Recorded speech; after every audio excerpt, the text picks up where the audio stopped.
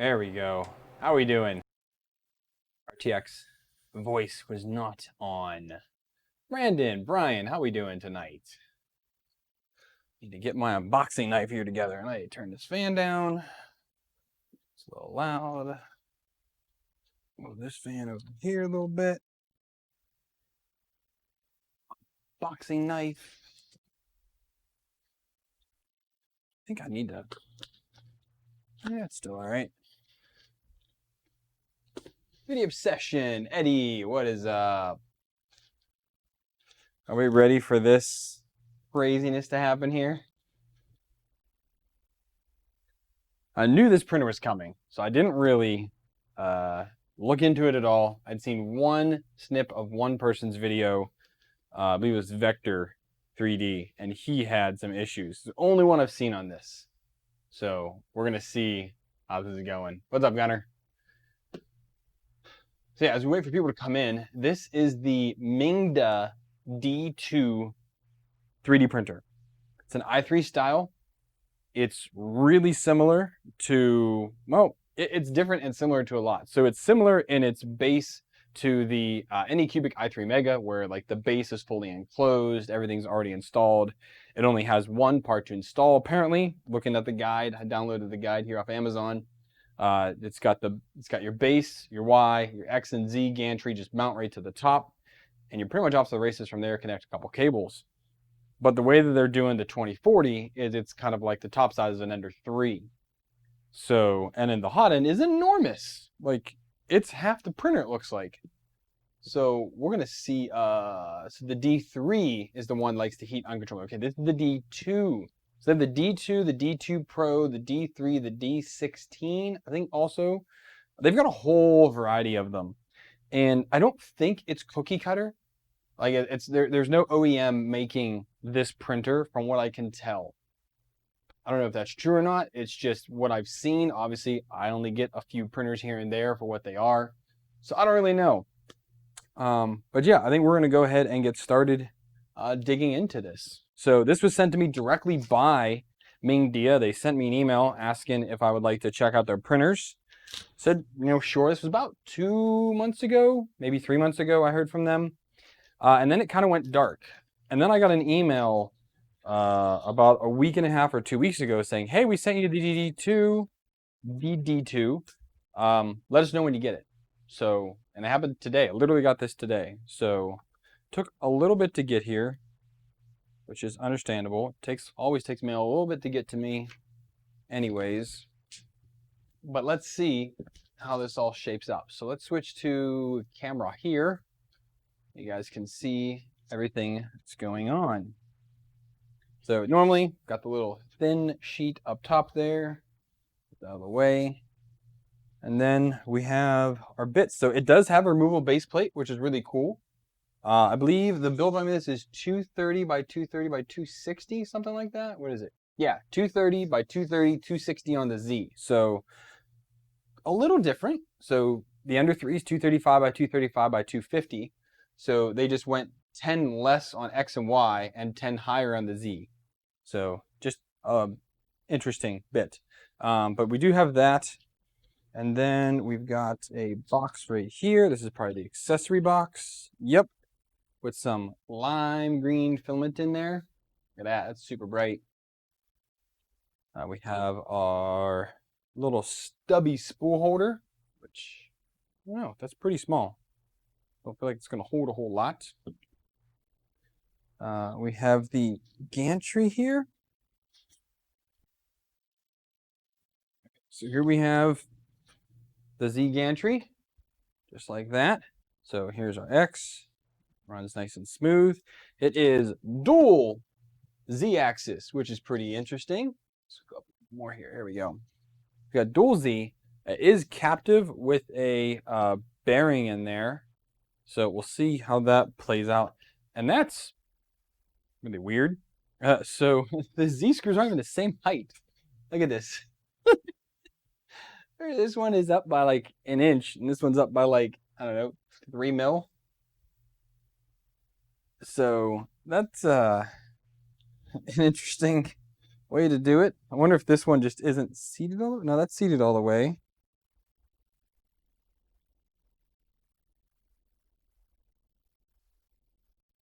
I don't know what's going on with that. Either they're using two different lead screw sizes or something's mounted weird, which I don't think I'm going to go with the weird. Oh, yeah, it is weirdly mounted. I'll check the build. So that's higher because this Z motor is off. This one is flush. So I'll have to keep that in mind when we build it. And it does, this printer also does have a filament sensor right here. So that's nice to have, filament runout detection. I think it's a very nice thing. Then we've got some really weirdness going on here. So this is part of our gigantic hot end. Look at this thing. So it's an MK8. Oh my God, what the world? Look at this. This definitely was used and tested. Look at that. It is covered in PLA already. Man, in the world, there's a LED wired in right here as well. Got this short little stubby heat break. Fan is built in here. And the fan is being suffocated, so the fan is in there. And outside of that fan is a 4010 for the part cooling fan. Wow. That's something interesting. It's 3 holes right here for the mounting plate on the X. But yeah, that's totally all gummed up there. Man. So clearly this machine was tested or used and then they gave it to me. I don't know. Let's get the second layer here. Now we've got the base. All right, the base. They're using really odd end stops. Here's a screw from something.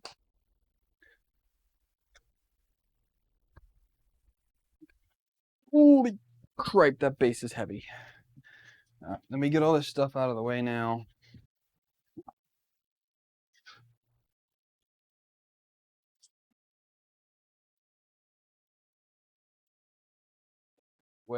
Zoom this back out here. Yeah, airflow is definitely going to be something interesting. So, and there's like this weirdness here. There's a stepper motor and an end stop here. I haven't looked at directions yet, so I'm just kind of looking. But they're using these push button style. I think there's one on here. Yeah. They're not using regular, the normal switches you would see on a 3D printer. They're using these. Where are we at here? These right here. These, my finger out there. Little push button type end stops. I'm not sure the accuracy of these. Really not sure the accuracy of that. But it's what they're using. So we'll find out how it goes. Huh. Well, it's interesting.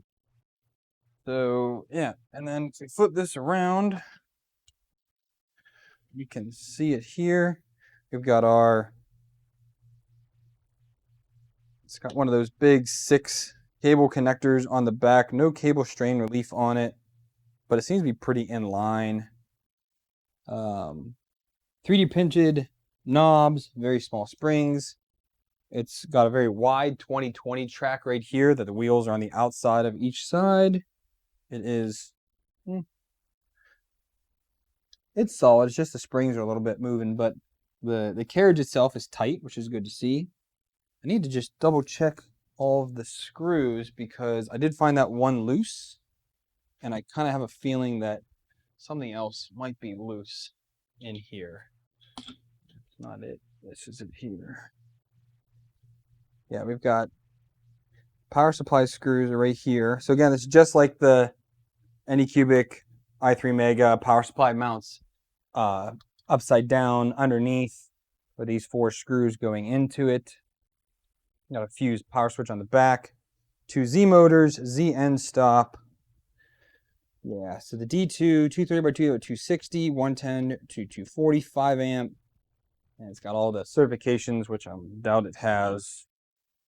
We've got just a big blink on the middle. I don't know what's up with that, but okay. It is running what looks like a... I can't tell. What kind of board is that? Might be a Robin Nano, because it has that...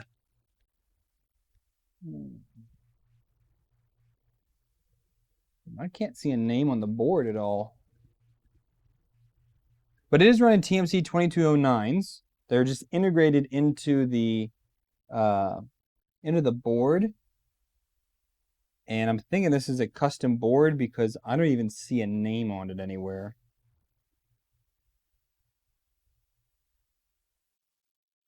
It does have there's a Wi-Fi thing in there for it. So you could add Wi-Fi to the board. Yeah, there's no names on the board at all. Yeah, interesting way to do this. Interesting. But it is might be 32-bit. I don't know yet. Oh, that's where that screws from. That screws from the bottom. Let's just put that back in here.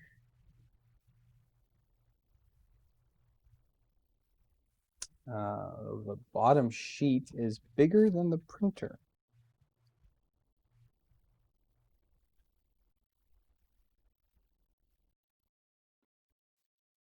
Screw doesn't go in because it doesn't fit. Where'd my screwdriver go? There it is. Let's just get this resealed real quick.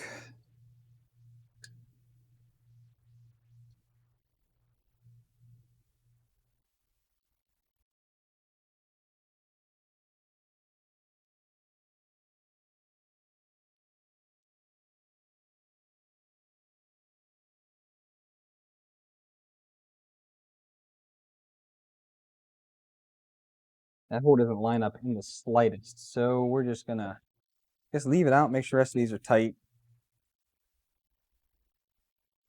This one doesn't line up either over here on the side because it's on an angle. Pretty gnarly angle too.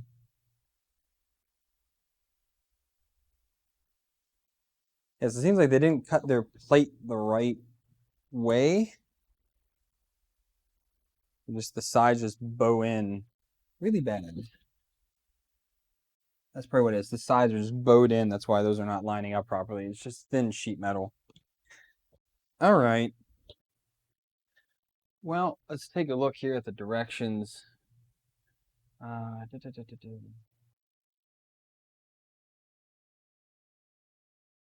not catching up on chat, so if something's going on there, please let me know. What are we doing here? Screen capture. There we go. All right, so this is on the Amazon seller page, they have right below the picture, there's like a little thing of downloadable documents, and it has the directions. So, cool. Let's see what else here. So, there's the size. This is all the parts, how it is when it's assembled. So you have the frame, the base frame, toolkit.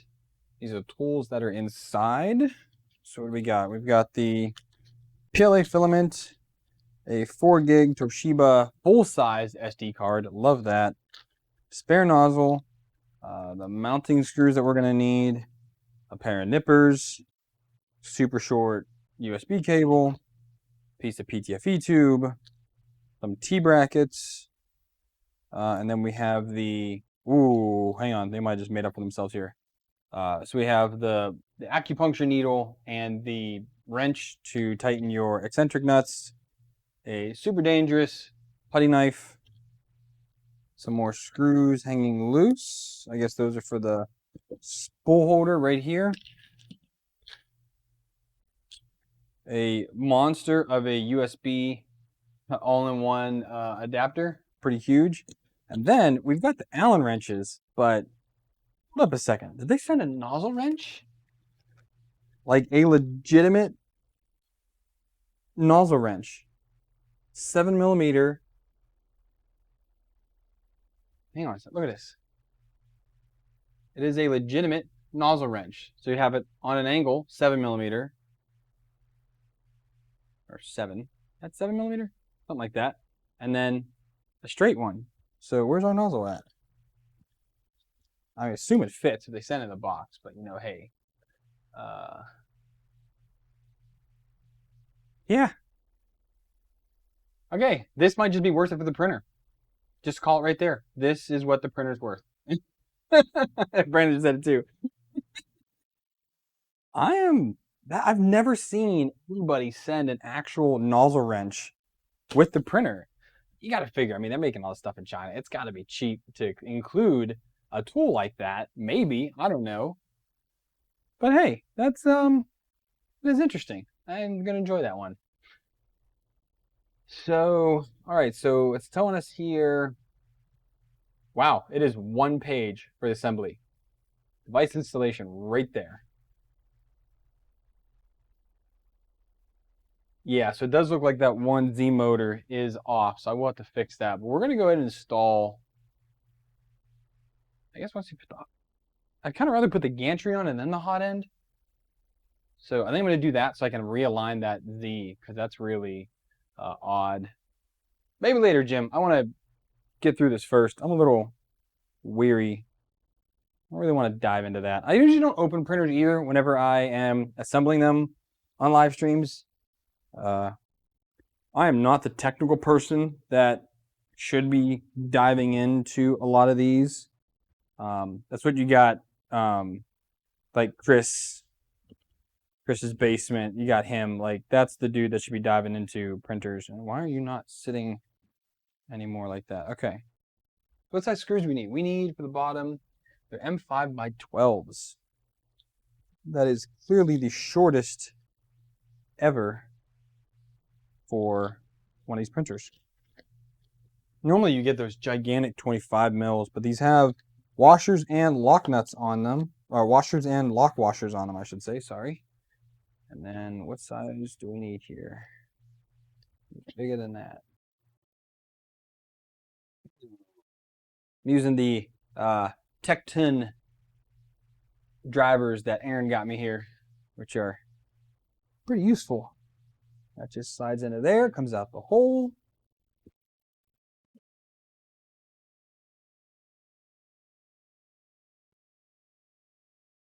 This first one.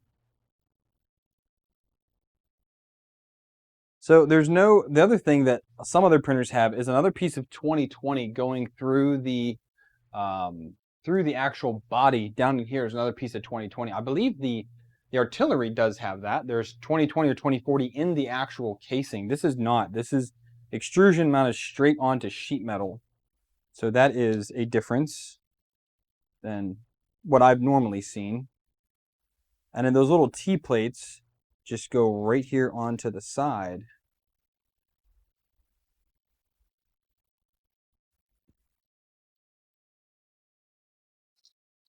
That one is not lining up at all. So let's loosen that.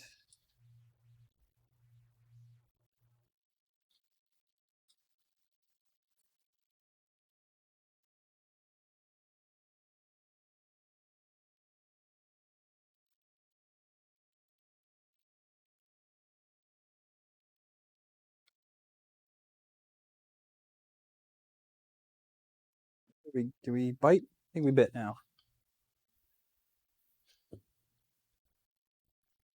There, now it's biting.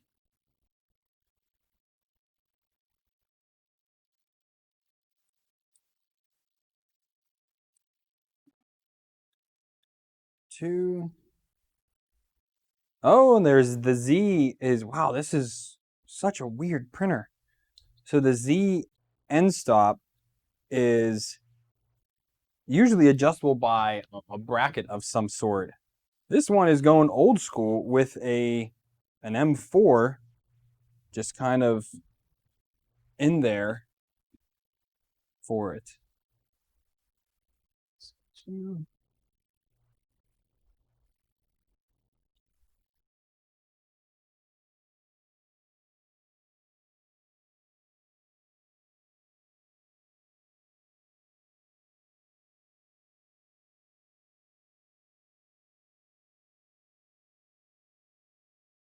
Nothing at all.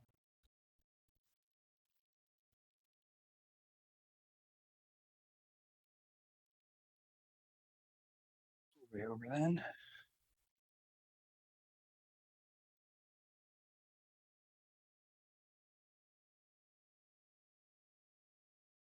Pull the extrusion far enough apart in order to get it to catch. So we that'll help a little bit. Move that up a bit.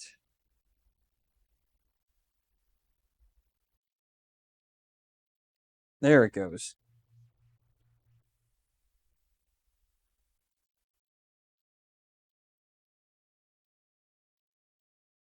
There's another one here.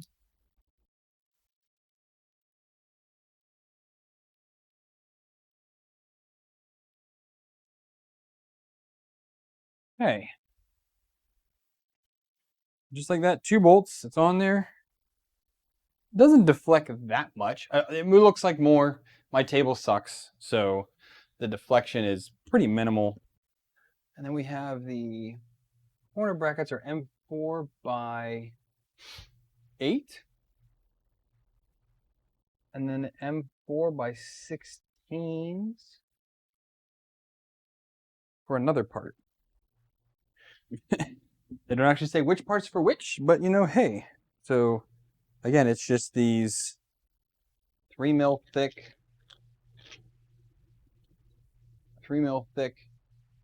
corner brackets, or T brackets, I should say, and they go on just like this. Need to adjust this a little bit.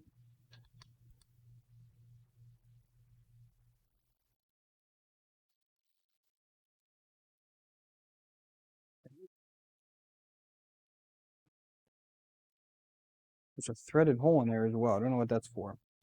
So we have the M4 by 16s and the 8s. I'm guessing the 8s are going to go here in the shorter part.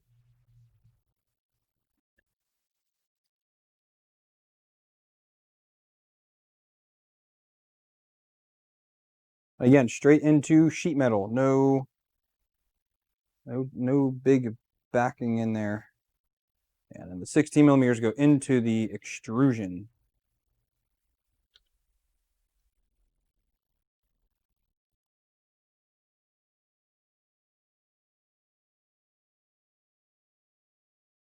This goes here.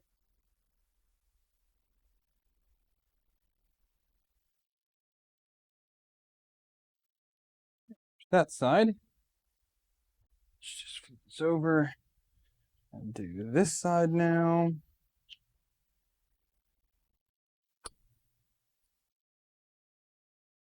One, 2. I didn't even look to see honestly what the price is on this, because it just came today. I really didn't do much prep. I just wanted to dive in because I've been waiting for this printer for a while. And from our initial conversation to the printer showing up, a minute has gone by.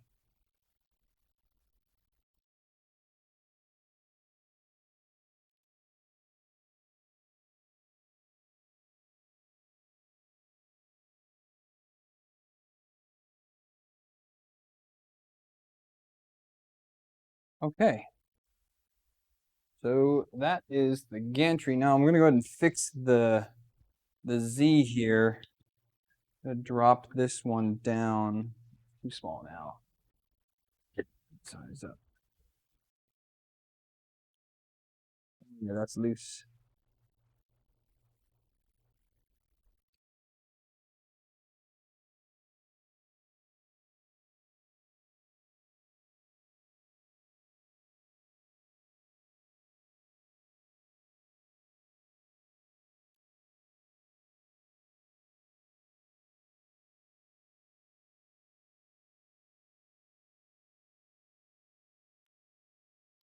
Okay, now those look a little more even. Those are dropped all the way down. And we'll do the next part, which is installing the gantry onto here.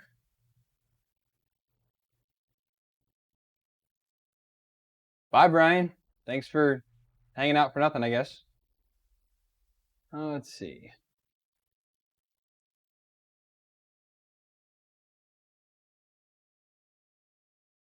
These 22.9s are 22.8s. I couldn't remember what it said. I think it said they were 22.8s.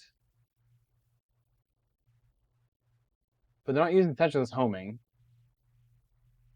Because they're using these kind of odd end stops. Find the product page again for it. I don't know. So yeah, so this box here, right here. So it's got the 2 leads here for an end stop, and then it's got the X motor. This mounts over top of the actual X motor, kind of hiding that as part of it, which is interesting. So let's pull this over here. Got 1 and 2. Get the motor down here, right? Yep.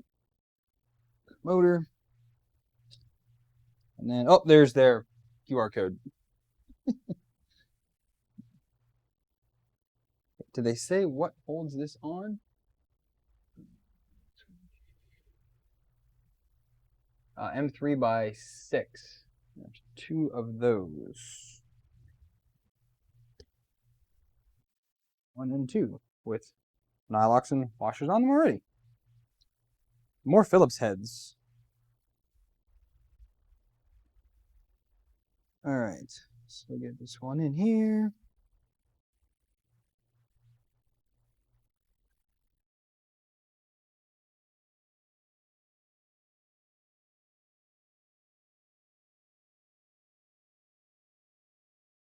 There. Okay. And get this untwisted. So we're gonna guess like that. And this is held in, I'm guessing, by these last 3 M3s that I have here.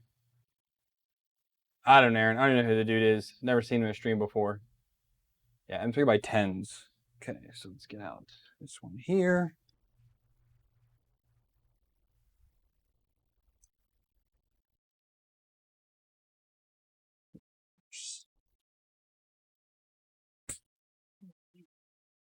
Sorry. It's got this crazy lip on it here. There we go.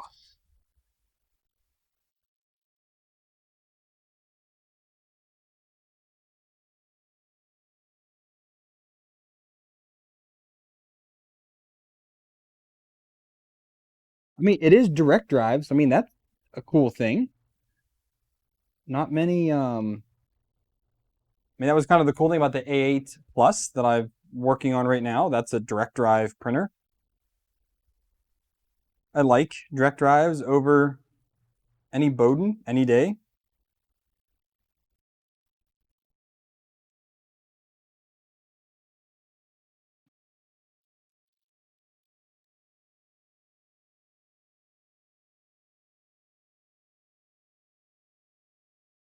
For 3, got all of that there.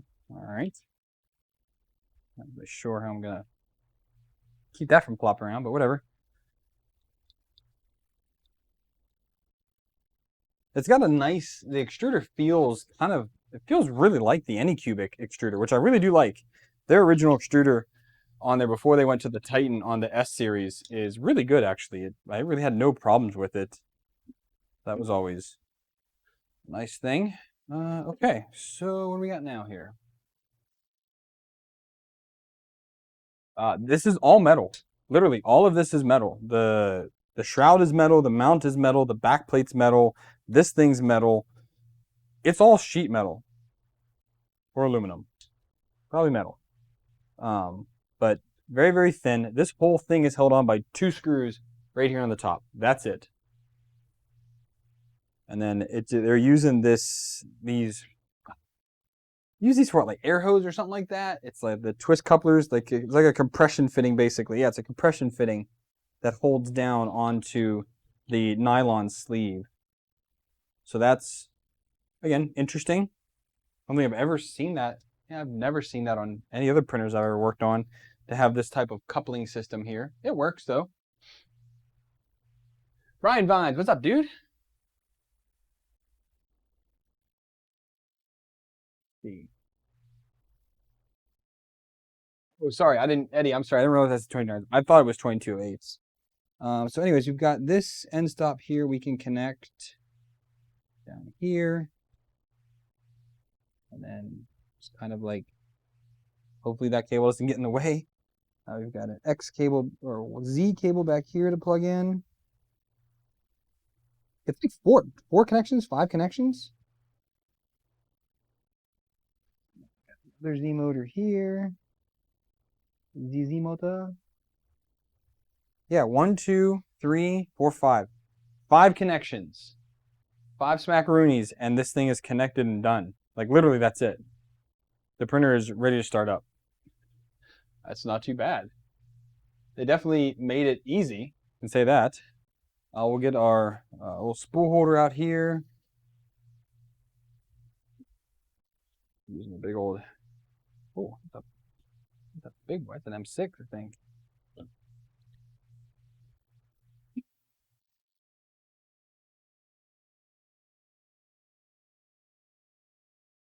It's an M5 with a big head.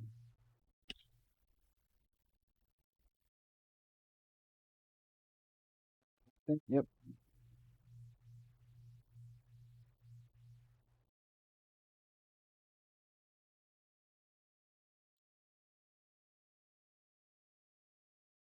That, and then they got these last two are these M4x8s, it looks like, with T-nuts to secure the spool holder to top of the printer.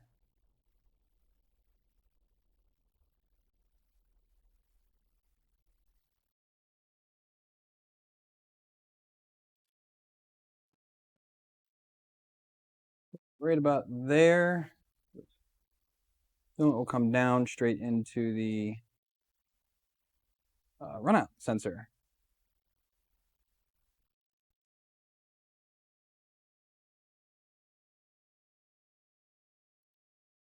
And time. So that took, what, 20 minutes to do this? But that's it. That is completely assembled. I'm still a little unhappy that that has all that on there. Oh, wait, it can't be fully assembled without the build mat. So it's this build mat, legit bigger than the bed. It is. They didn't even cut it to be the same size as the bed. It's comical, to say the least. Now it is running the dual Z, but they're not running dual Z end stops. So I'm gonna just measure real quick and make sure that my heights are the same, because I did have to jack with them a bit. So we're just gonna go there to there. We're at 96 there, and 96 there now. Off by a millimeter, not bad. Okay, so can we peel off the screen protector here?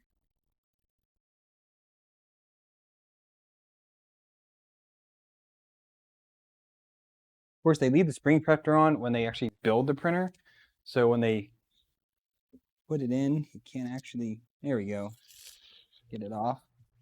All right. Okay.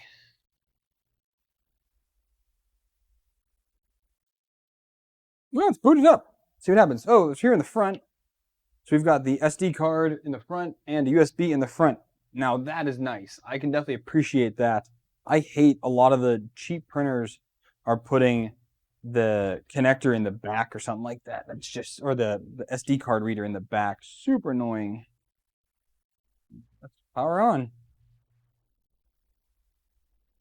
Oh, that's an RGB LED. Look at that. Full color touchscreen as well. See if we can get you guys down here to see it better. Nope, not that way. Let's do this. So there you can see the full color touchscreen.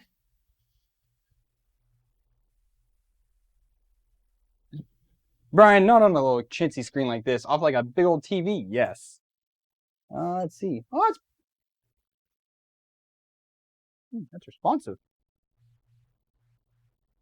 And it beeps every time. That's slightly annoying.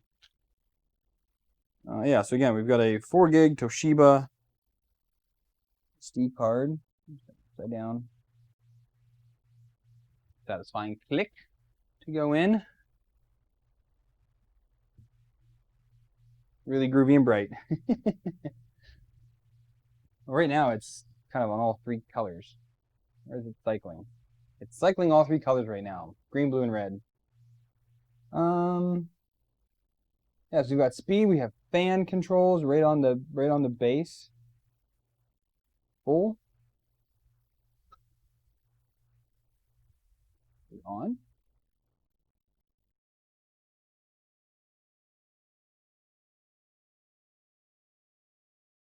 All right. The menu, we've got move, we've got home. Let's send it. See what happens. Oh, you guys are a little dark.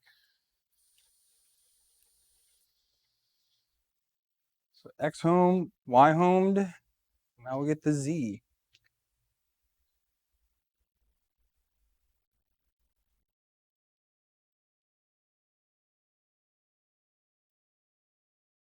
Works. A little worried here. And again, it's just a little M4 screw down here, M4 bolt that you just loosen or tighten with a spring on it, and that's what's doing your Z level there. Okay, let's get I'm gonna get a copper brush here real quick, and then we're gonna heat up the. Let's go to the move menu. Move. Let's do Z by 10.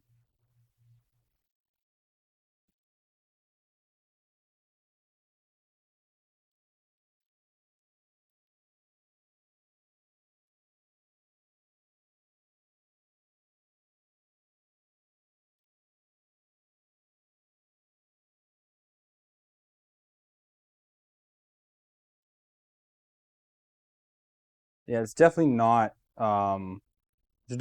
straight lead screws because they are wobbling like crazy, and I can hear it knocking on there. All right, let's go back. Let's do settings, screen settings. We got touch adjustment, English, silent on. There we go. Machine, LED color. You can change the color. You can shut it down. Feature, run off is off, run out is on. Manual, auto power. Don't know what that really means. Info. It gives you the board and the firmware. It says D301. Don't even know what that means. So extrude. Let's do nozzle. We do load.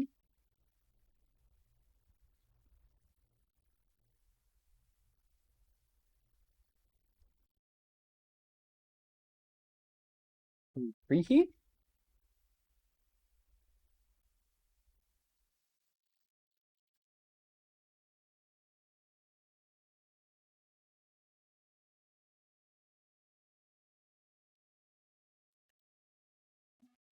I'm not seeing it. Oh, we preheat out here. There we go. So let's preheat the nozzle to 210. There, now that fan turned on. Fans inside turned on once the preheat started up. Does PTV tube fit in here? It does, loosely.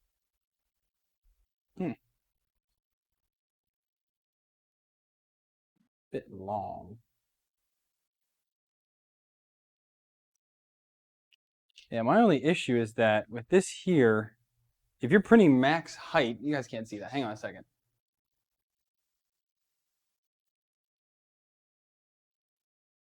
So if you're printing max heights, okay, and this thing comes all the way up, and your filament sensor's right here, you're gonna snap that off. So that you can't go any more than maybe 200 on here without your filament run being only like 40 mil to go all the way from left to right. I get their intention, and it's cool. So the the run-out sensor cable runs through the extrusion. It's really hard to tell. But right here, that runs through the extrusion and then down and in. Somehow. Where does that even hook up at?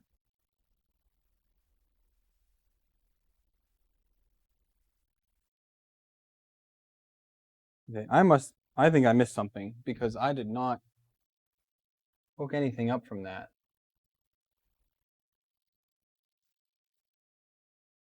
Oh, that's the filament detection. That's filament detection right there. That's not the end stop. Okay. That's the little one down in the bottom, down here. That's the filament run out one.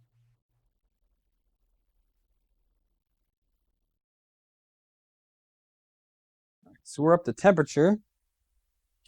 Just gonna take my brush here, not shove it into the thing, Shane.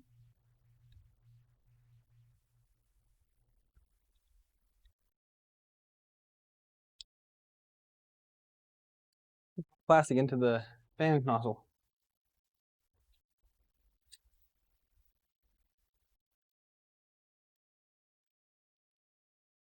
Yeah, so we've got lots of goodies on there. That yellow filament. But we're pretty clean now, so that's good. This is this the right one? Let me see if I have a sock real quick. We'll throw a sock on it. Silicone socks. A couple MK8s should fit, right?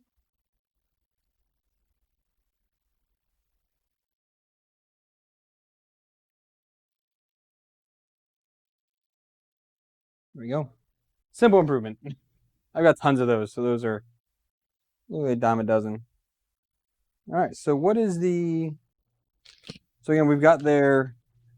It's 3D pen PLA, so it's not even like normal filament. It's meant for a pen. All right, we'll use it. I'll humor you.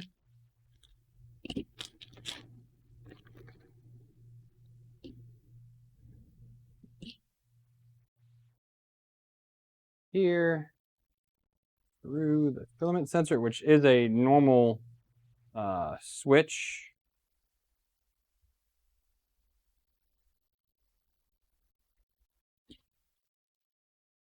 Tip here. Okay. This goes down into here.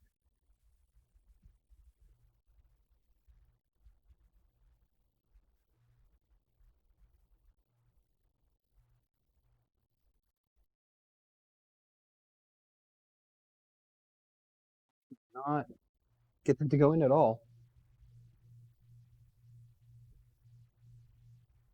Filament already in there? Flashlight again.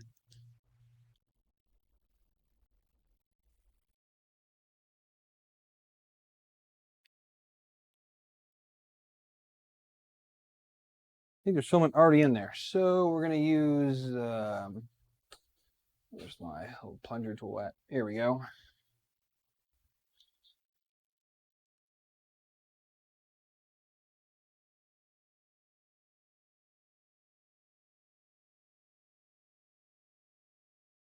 It's just not going in either.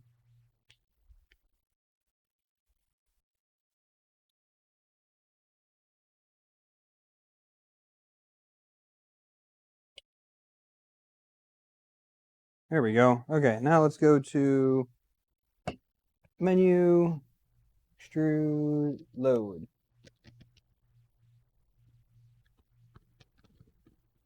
F1.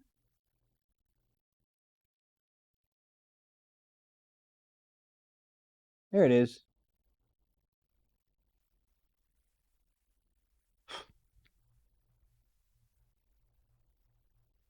All right. Let's unload 1 millimeter and take that pressure off a little bit. All right, print. What do we got here? We've got G code, cartoon hollow, Halloween, Print. Sure, why not? Taking the bed to 50 and the nozzle is going to go to 210. All right.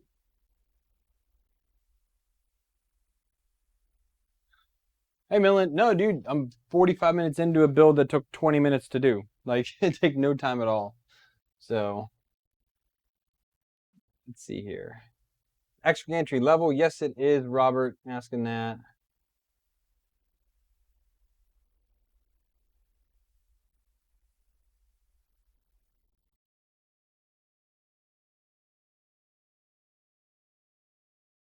Brandon, what should I do with what's on? It's fine. Everything's fine. No fire yet. Everything's fine.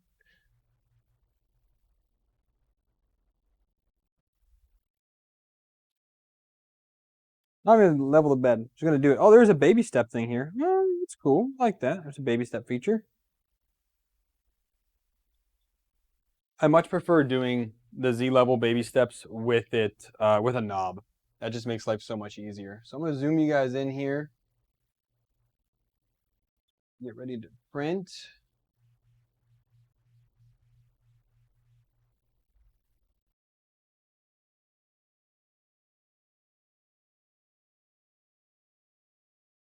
Yeah, it's those bearings they have on it are like kind of sticking and pushing up on these 3D printed brackets in here. So might just need to free those like every other printer. But let's see what happens here with our level. It looks close. Oh, it's Kira, isn't it? Yeah, it's Kira.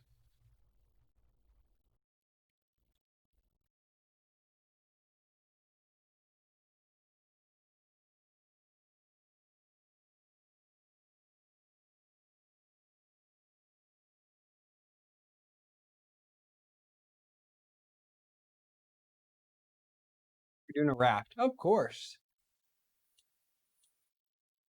Why not do a raft? And waste everybody's time. See, rafts are pretty silly, in my opinion. Every single 3D printer you get pretty much is going to have a raft, like with on their test G code. I don't really get why, to be honest, but they do.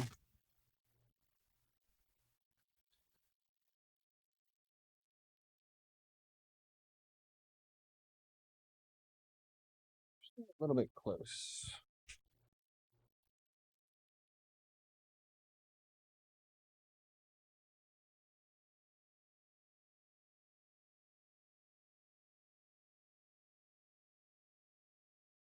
I have no idea what this is going to be. I don't even know if there's enough filament for it. No idea whatsoever. Hex, what's up? Vince, you're here. What's up, dude? We got Jerry in the house, too. Michael Castle up top. Sorry, I missed you up there, buddy. This filament is like lime green. I like this. Well, not lime green, but like this super bright highlighter yellow. I'm loving it.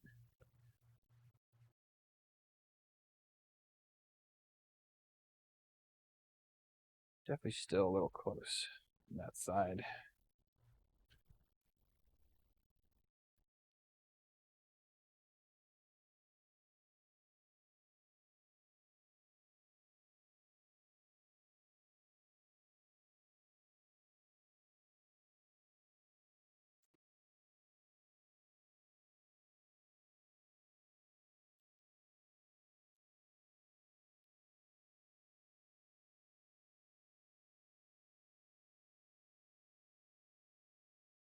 Here's the next one. It is very quiet though. I can hear the fan. Really, it's the power supply fan that I can hear a bit. I can hear the 4010 in there. Definitely don't like the way that's sandwiched together in there though. They definitely could have did that differently. I mean, they wanted to keep this clean look. I can see that. I understand it, but having the part cooling fan differently oriented is like key. Like just put it on the front. That's what the ANET A8 Plus did. That's what Prusa does. Pretty much most i3s have one fan on the front and one fan on the side. You don't double stack fans. So heat creep could be an issue for this printer, especially in a warm environment like mine.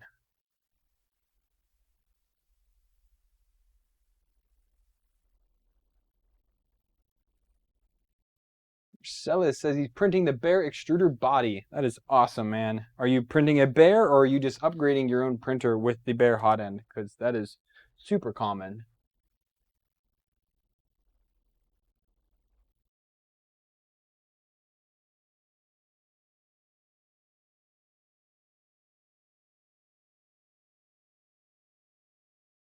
Even if you're a new user and you've got a nozzle a little too high, you at least have a chance to get it. Yeah, I guess so. I mean, again, I didn't see any bed leveling options here in the LCD. I didn't see anything about bed leveling, so I'm assuming it's all manual, which is kind of a bummer. At least if they put the 4 corners in, it does make it easier to get that first level done. Maybe. Usually it's that way, but it's all the way down to 185 on this filament. Again, this is 3D pen filament. So this stuff is meant for those low temp 3D pens, which usually only get to like 170 to 190 tops. I think they do like ABS at like 190. So, Brian, that's what I was saying. Yeah, they are very old style switches. They're not like end stops. They're just switches. I don't know why they didn't go with more traditional ones. So Gunner's asking about the printer. Let's take a look real quick. Let's do here. Okay, let's go to Amazon. There it is right there. I looked it up today. So it's $235 with 10% off, about 200 bucks for it. Can I do this way? There we go. Yeah, so it's about $200 on Amazon. 230 by 300 by 260. And then we have anything else about it? Okay, so it's dual Z screw, direct drive, filament detector, TMC 2208 silent printing, resume printing, so it's power out, and a 3.5-inch color screen. So it does have all of that. It is very quiet so far. So that's good, I guess.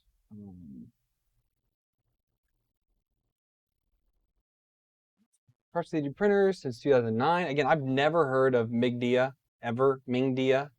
If someone else has, cool, but I've never heard of them before. The 22.8's ultra quiet. Standard SD card, can't fault them for that. Having a full-size SD card is really nice. Let's see. 3 steps to assemble, 100%. It was a very easy assembly. I'll give them that. So 5 TMC 22.8 ultra quiet printing. So they are using 5 of them. So it means the Z is split. So why not have another end stop over there? And then you can do the Z auto leveling, which is cool. Resume printing. I like that. Quick heat up time. 110C in 5 minutes. Okay. They do say about right here, which is right there. They say the fast heating 110C under 5 minutes. A lot of the time, this magnetic build mat is usually only good to about 80C, and then it starts to lose its magnetism, unless you have one that's specifically made for that. I know TH3D says that, Tim says that his can go up to those temperatures, but on like the Ender 3 and the Ender 3 Pro, you can only go to 80C. You can't go over that, otherwise it will lose its magnetism and not function. So that's different. Assuming it's 24 volt. I can't see any voltages on anything, so I can't get to see the fans at all to see what they are. Almost done with the raft, it looks like. 3 limit switches on X, Y, and Z. So again, if it's running TNC 2209s, I don't know if it's a 32-bit board or not. I don't really know.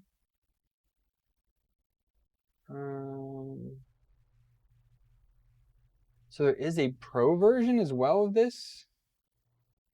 Oh, here's somebody else's. Look at that. 1 star.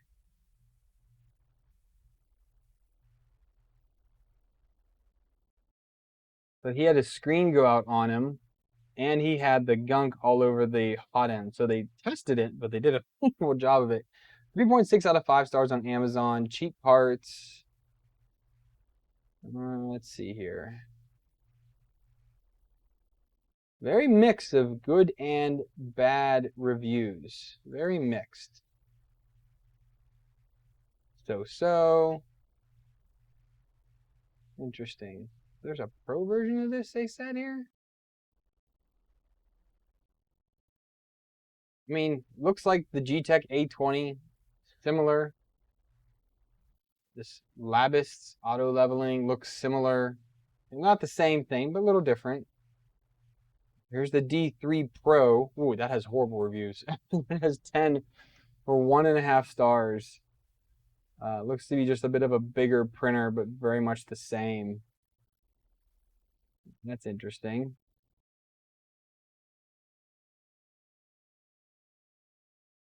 Sundu has a printer now. Oh yeah, the S8. Yeah.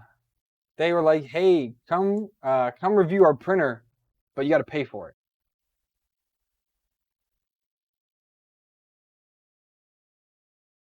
Oh, Eddie, trust me, I know.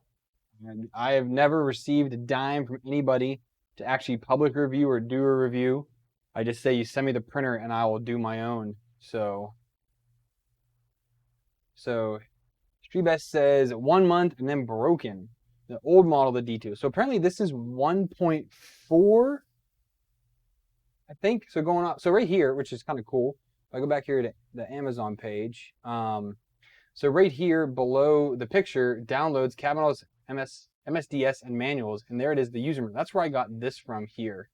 This manual is version 1.4, but I guess I'm not sure what version of the printer I actually have, if they have made any changes. That's the biggest gripe with the Artillery X1 is that they made so many changes, you didn't know if you had V3 or 4 or 2 or what you had.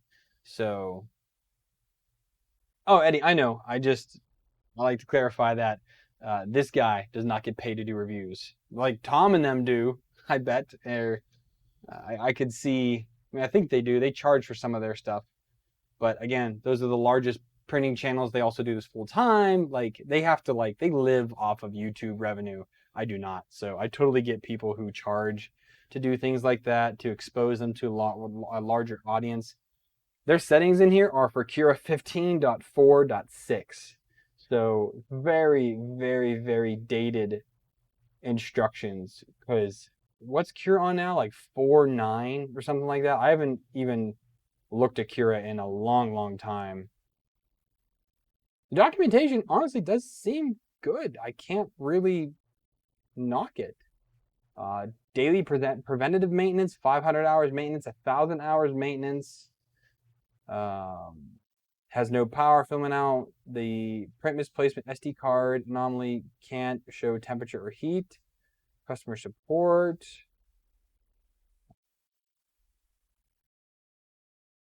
The man again, for a 20-minute setup, can't really argue too much about it. It's pretty simple.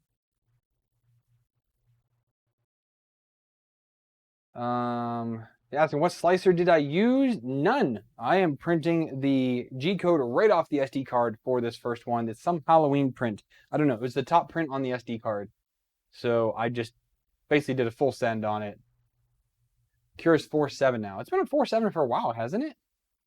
I feel like that was the last time I used it was at 4.7. And that was just because I was running a 3D printing class. Die. I got a gnat or something in here.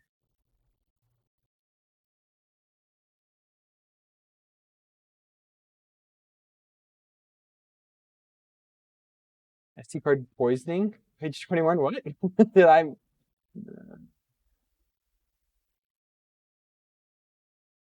do you see that at? Without power, no filament, print space, SD card read anomaly, SD card poisoning, G code garbled. That is classic. I don't speak English, but I'm going to rely on Google Translate to translate my manual.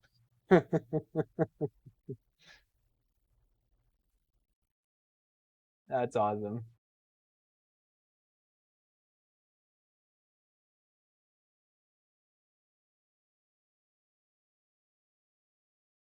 4.7, 3 months old. Huh. Again, I don't use Cura at all.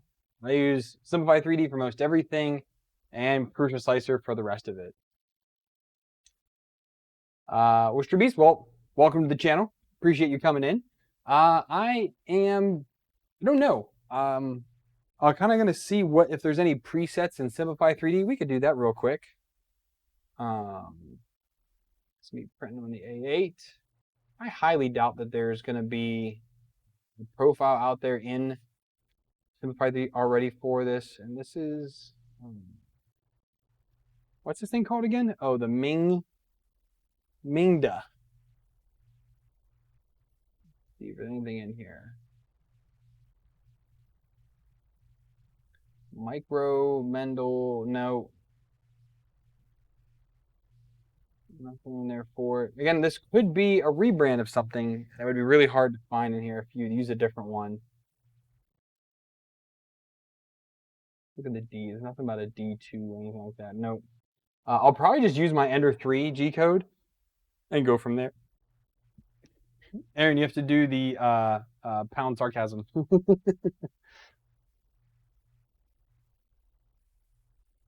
Yeah, I mean, I'm sure this is a Ender 3 competitor. I'm not going to say if it's better or worse. Obviously, I got the first print going on it right now, and it seems to be doing fine doing the raft. But I think this is shot at that $200 sweet spot that everyone's kind of aiming for right now, or you know, anywhere between like 180 and 220 is the sweet spot for 3D printers right now, for affordable 3D printers that everyone's trying to get to. And this fits in there, but it outdoes the Ender 3 by the magnetic flexible build plate, because the Ender 3 Pro has that. The Ender 3 does not. It is a direct drive, where the Ender 3 is a Bowden tube, so it wins on that. Build volume, it's about the same. Again, we're 5 mil short on X and Y, but we're 10 mil taller. I don't know what works better for you, what you like. I don't know. It's 2209s, so it's silent printing. The Ender 3 is definitely not silent printing. It's super loud.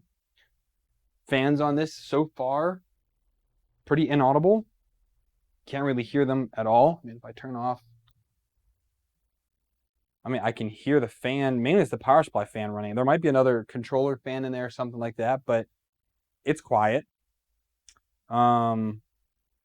It definitely loses out on the end stops. It's got about 5 positives. Has a filament runout sensor if it works, and power resume. There's 6. So that's 6 positives over the Ender 3. I think the Ender 3 has better end stops. If you need a bigger X and Y, it could win on that for size. Oh, this has dual Z's. What's that, 7?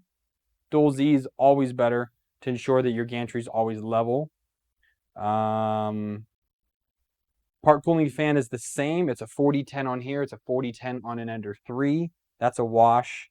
Again, I think this is going to have heating problems because it's using a very stubby V6 style heat break, and it has the part cooling fan sandwiched out on top of the cooling fan.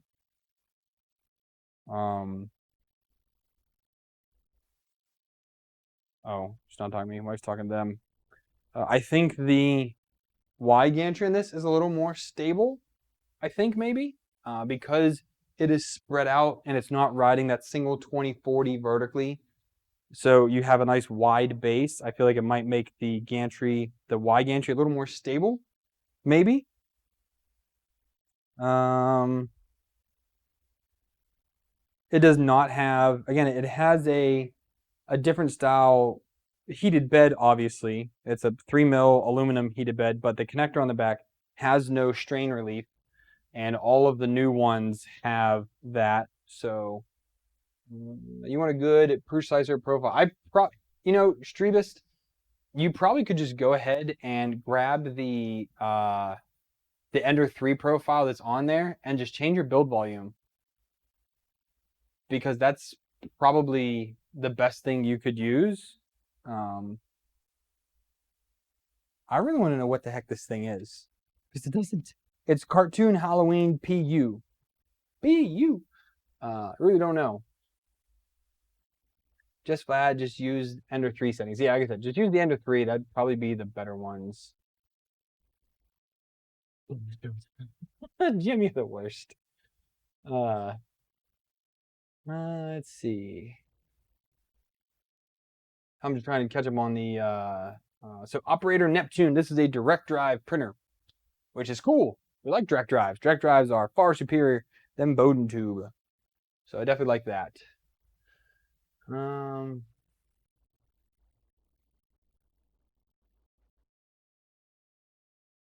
Yeah, let me know how it goes. You can always comment down below on this stream. So we're doing the first layer of the actual print now. Again, most of the time out of the box, if you're using the G code that comes out of, that's on the SD card, the settings are super conservative unless you're the Artillery X1, because that thing was like balls to the walls, like blazing fast print. I was shocked when I saw that thing take off on that first print, which has caused some people problems, but I did not have a problem with it, thankfully. But again, this, the Ender 3, the any of the Anycubic printers, the ANA 8 Plus, they are all very conservative on the initial G code that you test out with. Well, retraction, just start your retraction with 1mm. Do a couple retraction tests. These are the ones right here, the 2-pillar ones. And then on the bottom, just write your retraction and your speed. So this is the retraction test. I have a bunch of them sitting here from the ANET A8 Plus. I was testing, getting it tuned in. So this is 1.2 at 30mm a second. This here's a little bit of wispy down there on it, but very simple retraction test to do. If you just search retraction test on Thingiverse, you'll find it. But start with 1mm and go from there, because direct drive should be close to that. 2 at the very max, I think. But the throat on this is super duper short. I mean, the travel distance from the extruder to the out of the nozzle, very, very short. I would say half or a third of the V6. So let's see here. So we're 22 minutes into this, and we're still at 0% because we're on the first layer. So that's interesting. Someone else, I have a 0.6 now on my Sidewinder, and I'm really happy with that one. It definitely seems to be a sweet spot for that size printer. I have a 0.6 on the BLV on that now, and I'm going to keep those two at 0.6. Then the FT5 and the ANA A Plus, which is up here now, once that becomes Ultra Magnus, those will both have 0.4s still. Yeah, we had over 40 people watching not too long ago. That was pretty good.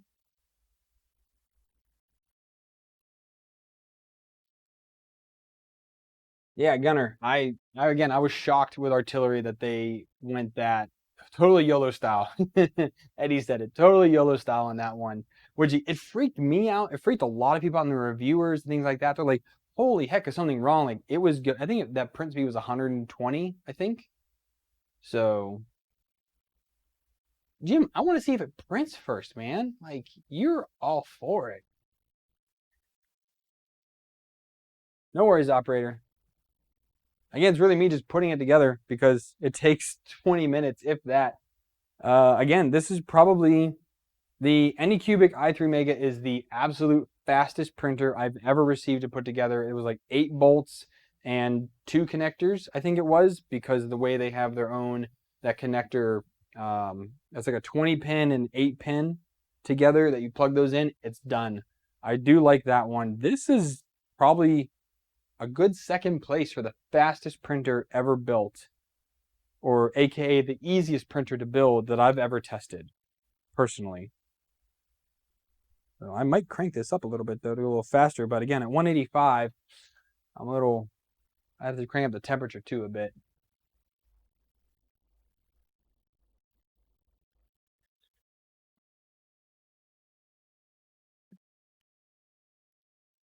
Oh, don't worry, Jim. I will definitely be testing it at some point. Was it grounded? I did not test. I did not open the bottom of this up. When I do these live streams, I put the printer together. I've only ever opened up I think I've opened one printer, and that was the Two Tree Sapphire Pro, because it didn't work. So I had to like troubleshoot and open up the bottom to get it working. And that thing was just a dumpster fire going down river over a waterfall. It was just bad. But I don't open printers unless I have to when I'm doing the initial live stream test. So I just let it go and see how it does. Because this is, if any of you bought this printer, not necessarily you guys, because honestly, like the 41 of you watching right now are probably pretty diehard at 3D printing. You're super interested in it. You know a lot about what's going on. So you would probably do a little more checking before you just, again, full send a print at it. But the majority of people who are going to be buying this and might find this video later is that, okay, let's see how this guy did, put it together, and then just tried it. So that's what I'm testing out, is if it can print right out of the box. And as of right now, it's a yes. Jesse, what's up, man? Jim, I have no idea what E-steps are. I haven't looked at the firmware. And is it grounded to the chassis? I have no idea either. I have not checked that either. My guess, is it grounded to the chassis? Probably not, because honestly, I have never received a 3D printer that was grounded to the chassis, ever. Like, the Enders are not grounded to the chassis. I mean, does printers really need to be grounded to the chassis? But it's not grounded. I mean, none of the printers actually have a ground lug going to the frame. None of them that I've ever seen. TiVo doesn't. Anycubic doesn't. Creality doesn't. Like, literally no one grounds it to the frame.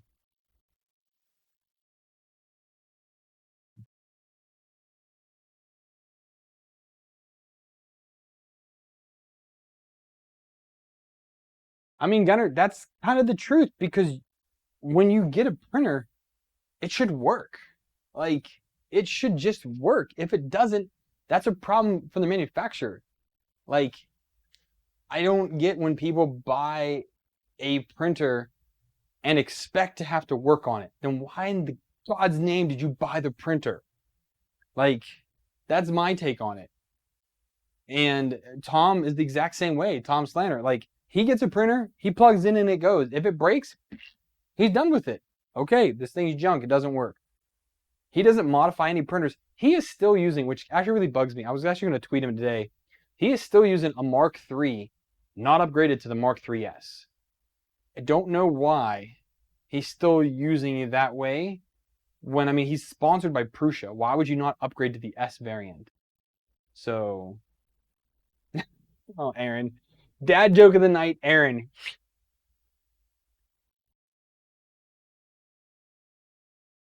Yeah, I can see grounding things if you have an AC bed.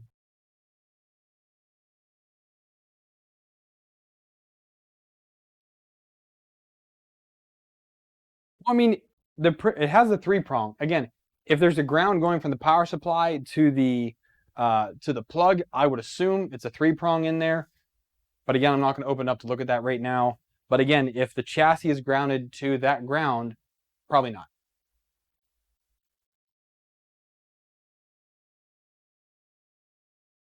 Jesse, you are right. And Creality is the most blatant abuser of that. And right behind them, it would be Artillery with the Sidewinder X1. Both of those companies are notorious for just sending it out to influencers posting what's wrong with it, them fixing it to make a new version, and them sending that out as a V2, V3, V4. Like, just fix it in the beginning, or pay somebody for R&D, which Crowdy is now doing with the White Knight, or with their belt printer going to the White Knight. Like, yeah. But yeah, the Ender 3 changed, what, 4 times, 5 times at least? Oh, G-Tech did it with the A10 because they were competing directly with the Ender 3. That was several versions as well. And that's actually why I never reviewed either one of those printers. By the time I got it and was ready to do a review, the revision was totally different. So what I was reviewing was not what's on what. You could not buy that anymore. And that's a big problem with a lot of them. Dan, what's up, buddy?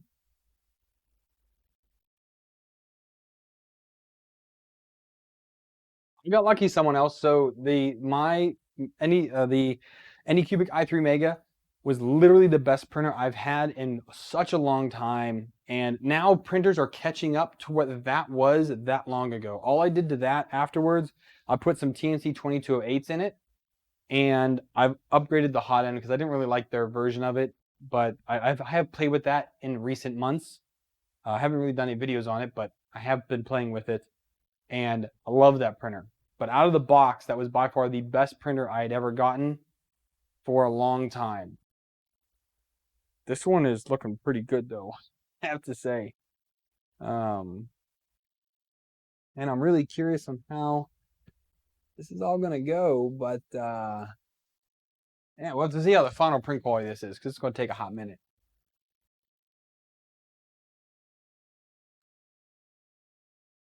G-Tech's, yeah, my very first printer was a G-Tech, which a lot of people were because they were really affordable 3-4 years ago.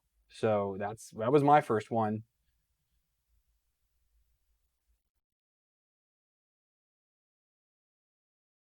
Well, it's not Gunner. It's not really the R&D. It's more of the someone is OEMing, white boxing these printers. You know, look at the Ender 3. You have the Sandy Smart Ender 3. You have the Crowdy Ender 3. They're the exact same printer. It's just SandSmart bought a bunch and is selling them with the SandSmart logo on it. They did nothing different to it. They literally bought a Crowdy Ender 3. It's still called an Ender 3 and put their name on it. It's stupid. I don't get it, but whatever. Oh, Steven, I see you. I'm not complaining anything.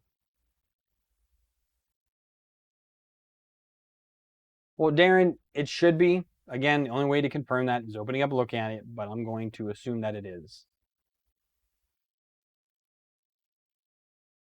Dan, what's up with me? Dude, it's just a lot of printing, a lot of working on all these custom printers I got going right now, man. This is the first out of the box one I've had in a while. I mean, I got the A8 Plus, but this is one that I thought they weren't going to send because they stopped really emailing me. So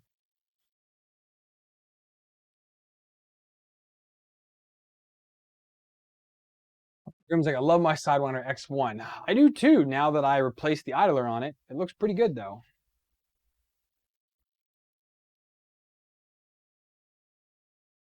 I'm one of the first 500 Ender 3s and early CR10S4 and many other printers. I know the game Crowdy plays. Yeah, thankfully I did not have any early ones. My CR10, I have a CR10, CR10S, the Ender 3, Ender 3 Pro. They all did work, but I got them much later than all of the early people. Like the first video on this. I never get that. Never that guy. That's okay. Ender 3 does have a lot of variations. I think they're pretty standard now, although I've heard they're doing 32-bit now in the Ender 3 or the Ender 3 Pro. I think Chuck was saying that the other day, or maybe it was a couple weeks ago. I don't know, but yeah. Trouty and SandSmart, same thing. Yep, Dan, kind of figured they would be. Just put a different sticker on it.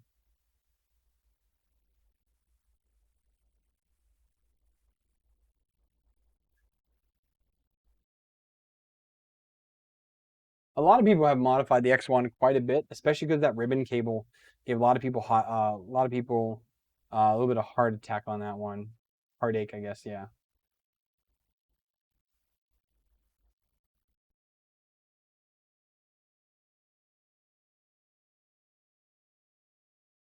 All of them are 32-bit, not at all silent. So they're still using old drivers on a 32-bit board. That is funny. Son you, what's up?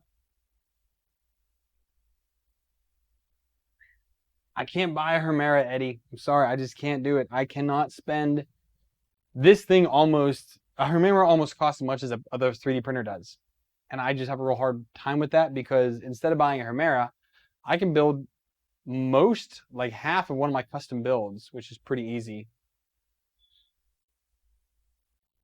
So I got the couplers on the sidewire. I did see things about that as well. Also about the binding, because they have the same thing as this. They have the lead screws bound at the top.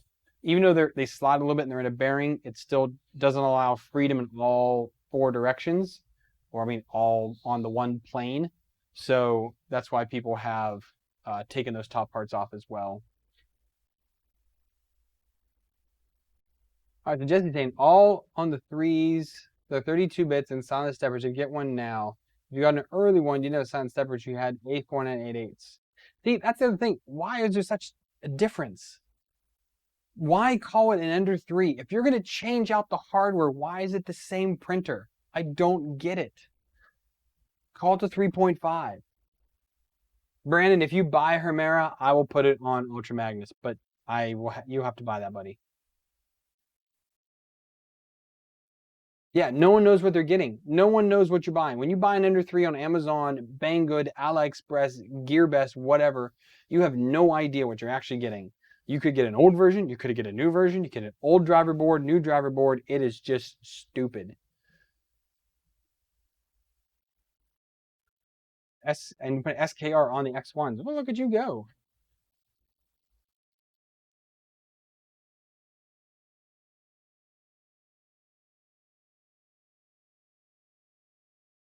Yeah, just wait till the end of the pandemic. That is going to be true. A lot of people bought a lot of extra printers to do things with. Once this is all said and done, sometime next year, could be picking up some cheap 3D printers.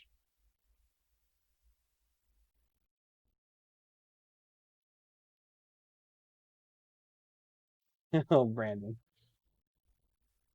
I'll probably kill you if you do, just so you know.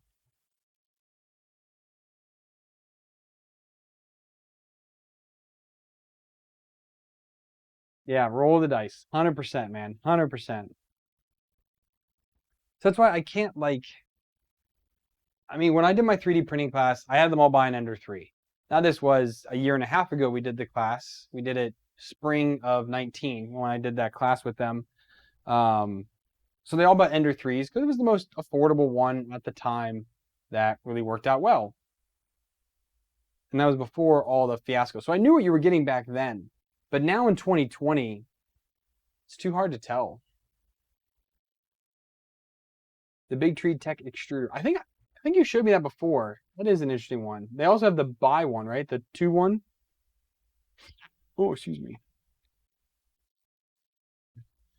Can't wait to hopefully someday buy a rail core, Jesse. You have an FT5. What do you need a rail core for, brother?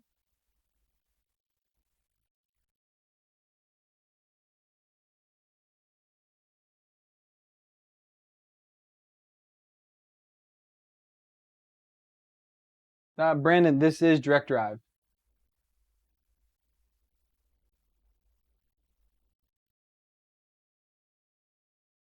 The man, don't get me started on Kickstarter, man. My goodness, there is so much drama behind all these big multi-million-dollar companies going to Kickstarter to put out a printer, and people are gobbling it up. It's just so crazy. There are so many people right now that are griping in the Sunlu group because you can buy the Sunlu filament driver on Amazon right now. I think you can, right? So let's do, yeah, the Sunlu filament dryer right here. You can buy it on Amazon, 80 bucks. But on Kickstarter, it was like, I think it was like 40 or 45, maybe 50 max. So it was definitely cheaper. Well, the Kickstarter still hasn't shipped.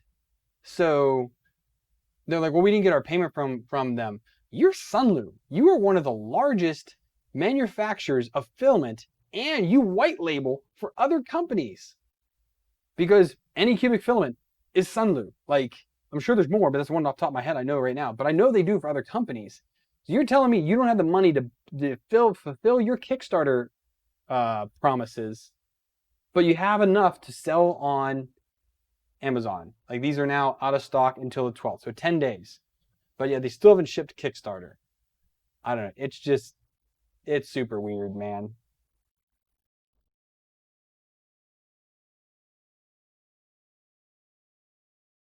See, Aaron, that's kind of the sad part is that we're in a pandemic and people are complaining they don't have money and this, and that. Now, granted, this is just everyone has different situations. I get that. But so many people are complaining they don't have enough money, especially in the US. And yet they are freely backing Kickstarter and then complaining because they're not getting what they bought their money with. Then why did you back something on Kickstarter? So it just, I don't know. It's just weird that people are so willing to gamble on Kickstarter because Kickstarter is not a guarantee.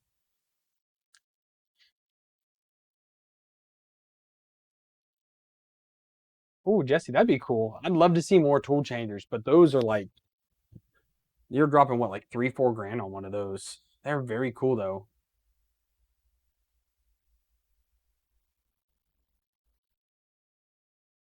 Brian, let me know when you get it.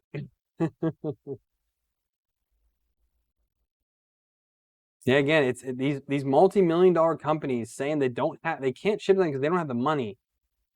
I highly doubt that.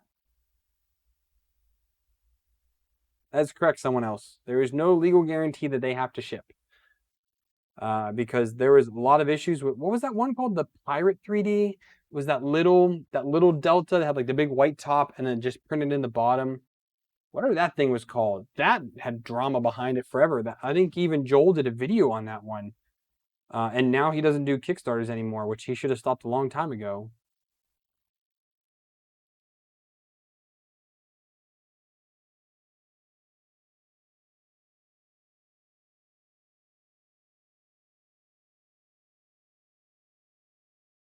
Sunloose solved the filament diameter problem. Marcellus is asking. I never knew there was a filament diameter problem. I don't really use Sunloose PLA. I mean, in my review, it was perfect. I mean, didn't really have any issues with it. Tyco, that's what it was. Oh, and then the Ono. Yeah, Eddie, the Ono. That's the one that you could use your phone to do resin with. I remember that one. Oh my God, that was such a stupid one that legitimate people backed. Oh man. Yeah.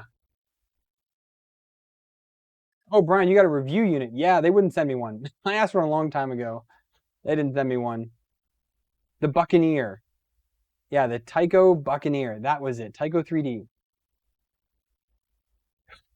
God, the stupid gnat in here, man. Get out of my face. Ugh. I'm also super tired. I know they're lowering their risk, but I mean, come on now. It's China. Your labor costs dollars to the hour, if that. Like, it is so cheap.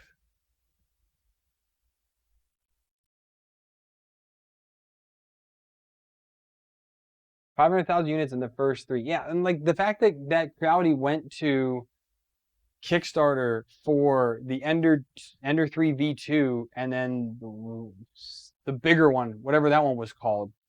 I don't know.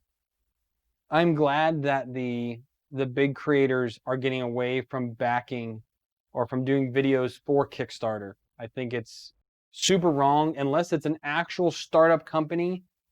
I think that, okay, you can go ahead and do a Kickstarter video. They send you their product early. They're going to start on Kickstarter. Okay, I get that. But a big company, probably the biggest in 3D printing, Creality, doing that is super shady.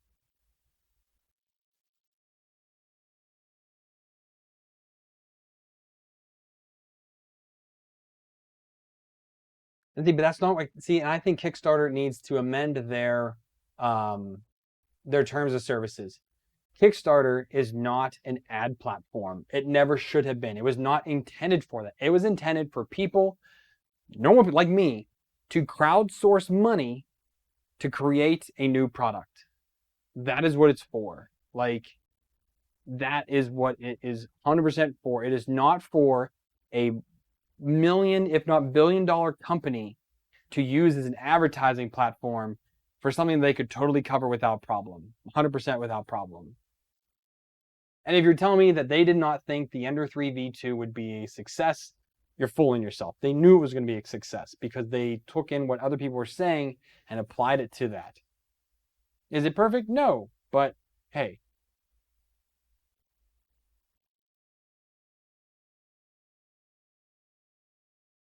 So Operator Neptune, I think it was right after the CR6.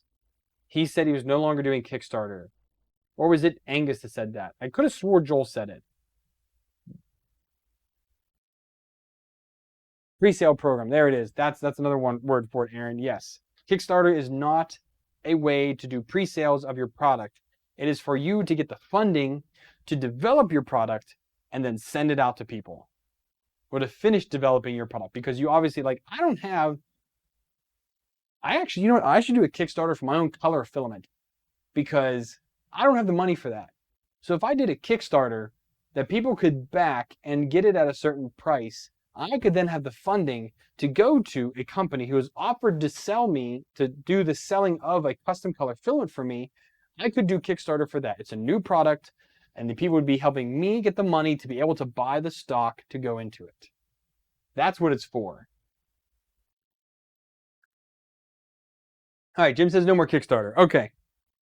We can do a different topic. Obviously, I'm super passionate about that. I've never done a video about it. I don't know. Maybe I should one day just to have like my rant video in one. Like anybody asks me Kickstarter, I can go to see that. But yeah, this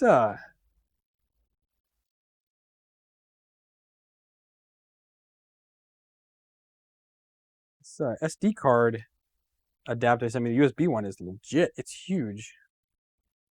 Hopefully it works. I've had a lot of the really cheap ones that come with printers. They've got the SD card on the one side or a micro on the back. A lot of these break super quickly. So I have one that I was using for years, finally broke. That one came with like some SD cards that I bought. So I need to get a new one, a good quality one.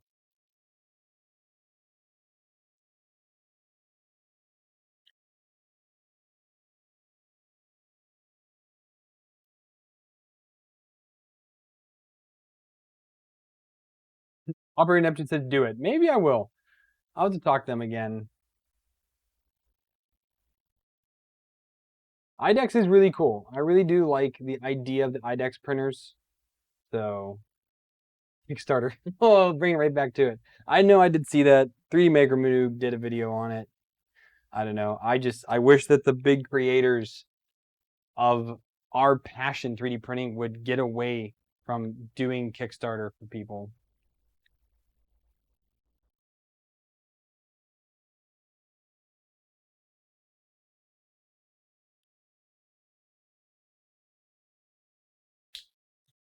I'm stoked about this wrench though, man.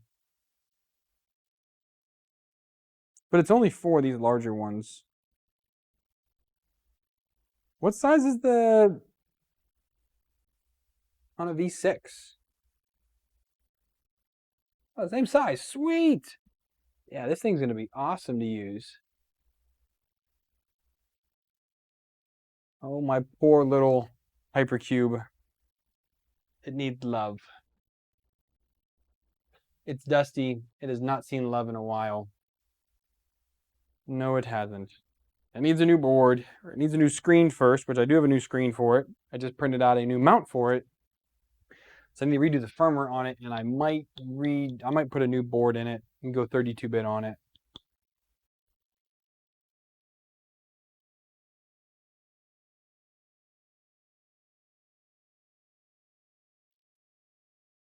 It almost looks like a bomb model, I thought at first, because it's got the butt and the 2 feet in the front. I have no idea what this thing's going to be. But you guys have to check the Twitterverse for that.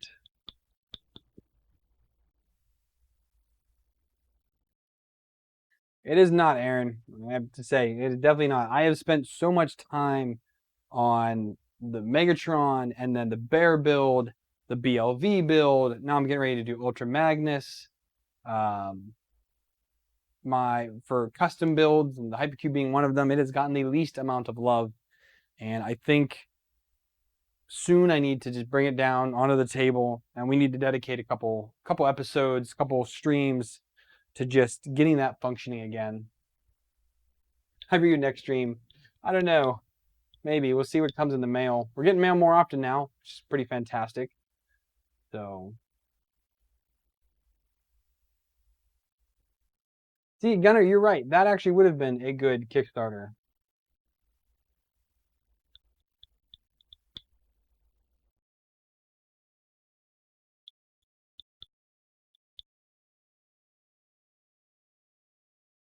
Brandon, don't you dare.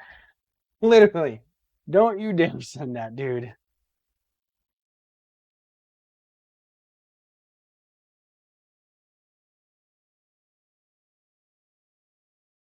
I say that 100% jokingly. I do not want to put a Chimera on that printer at all.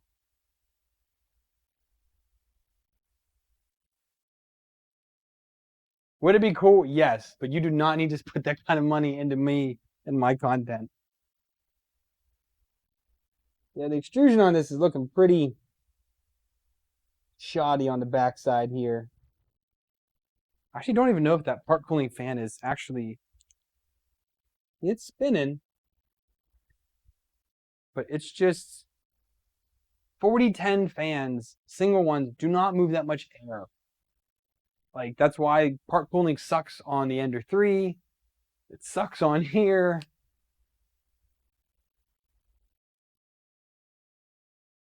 It'd be an easy mod, though, to throw a 5010 or a 5015 on the outside there. Just give it a nice big long scoop down there. If I was to modify this printer. If I was.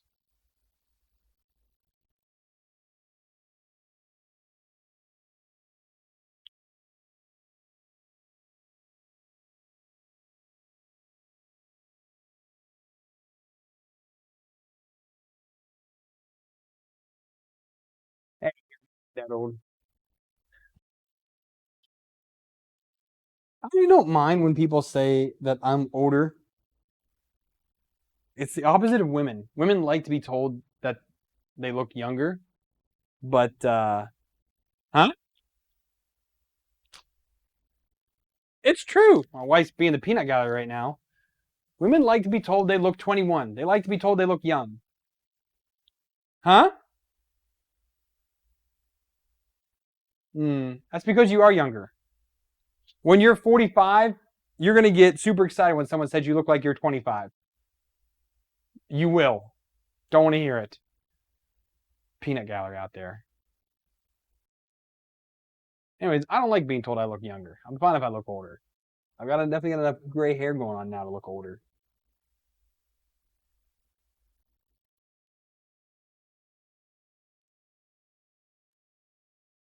This is my fan shroud.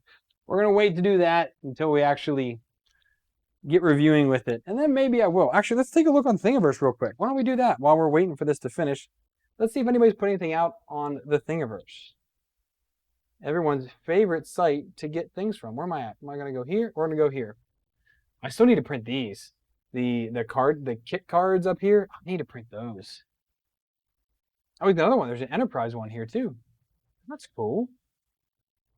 But I definitely need to print one of those. All right, so this is the Mingda D2. What's out there?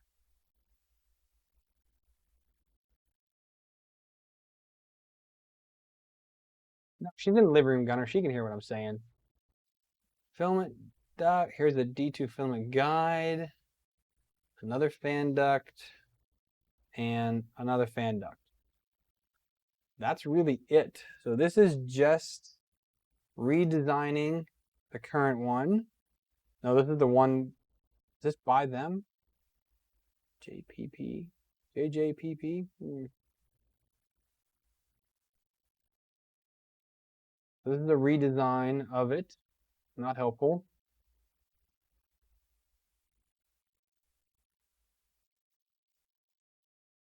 Oh, just some filament guide holder thing.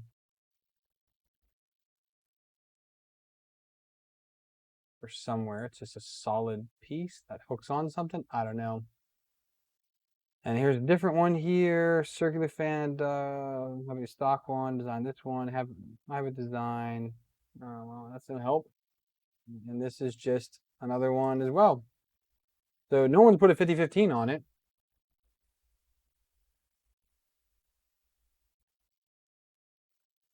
As long as I have lots of hair to go gray. That is right, Aaron.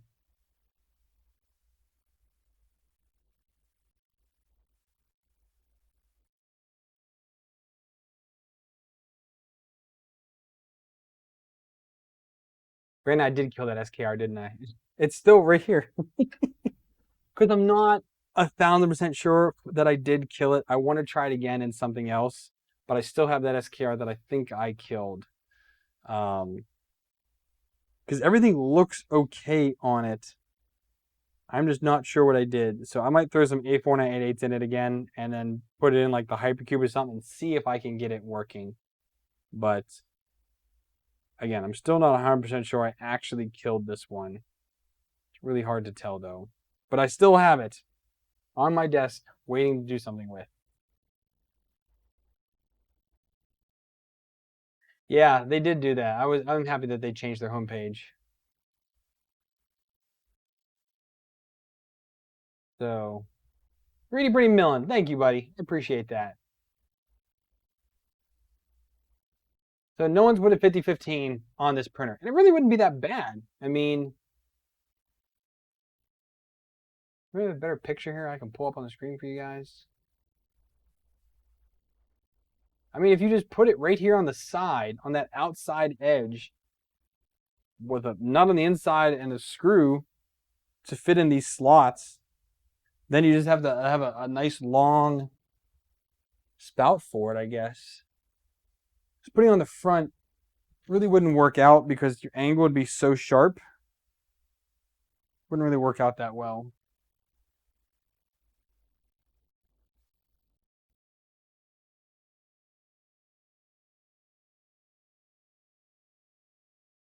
But yeah, that RGB just keeps changing colors. It doesn't actually indicate anything, I don't think. It just changes colors.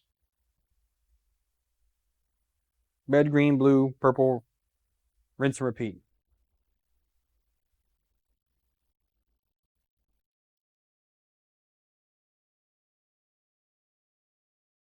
At least the one on the X1 like means something, right? You think it does? When it's printing something?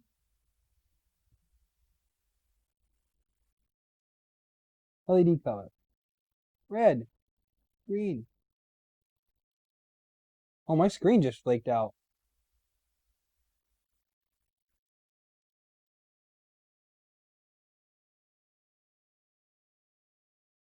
Can't change the color while it's printing.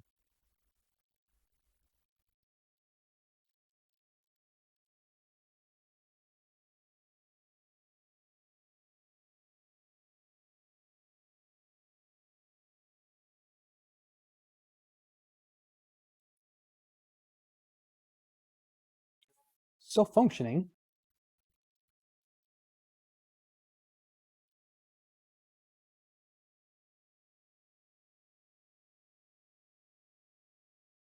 The back side of this model looks like absolute trash.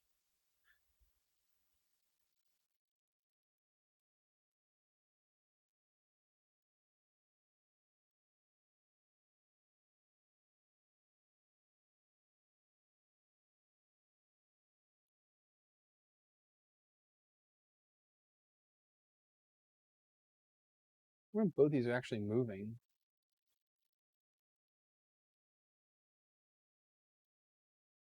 My finger on the couplers just to feel them.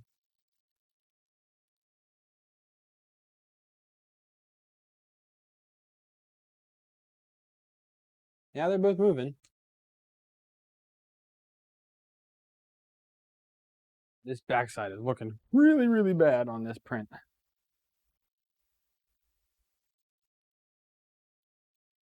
Isk Gunner sent me Eve money. Isk. But I still appreciate it. I have no idea how much that's worth. What's that worth? What's that? Let's go Isk to USD.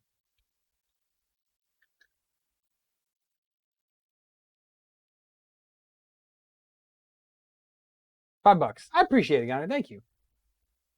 I always appreciate you, even though you're a smartass. It's some type of character. It's got feet in front of it, and it's sitting down. That's about all I can tell. I have no idea, man.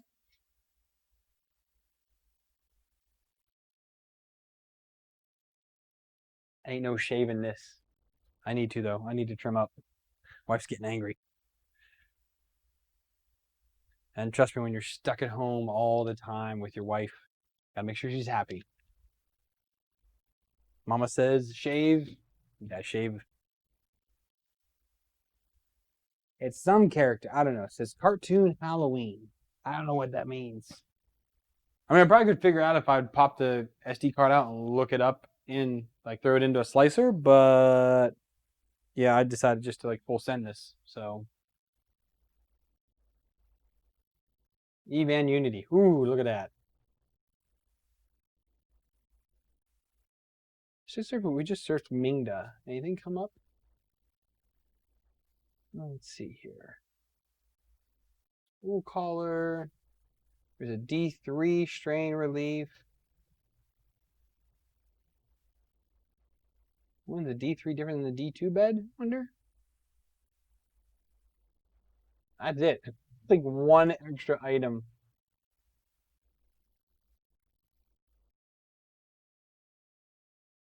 Hmm.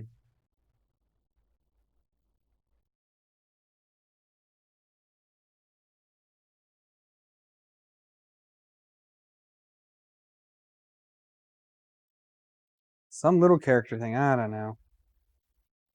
It's hollow, so it's doing 3 perimeters. I'm sorry that the little camera can't zoom in any more than that. I need to look up a new lens for that. I don't really like the camera that much, but it does work for the most part. So it's a, what is this, Sony A600? Sony A6000 lenses. Let's see what we got on the Amazon. I like the wide angle of it, but I need something that zooms in more than this. This is a 3.5 to 5.6, 18 to 50.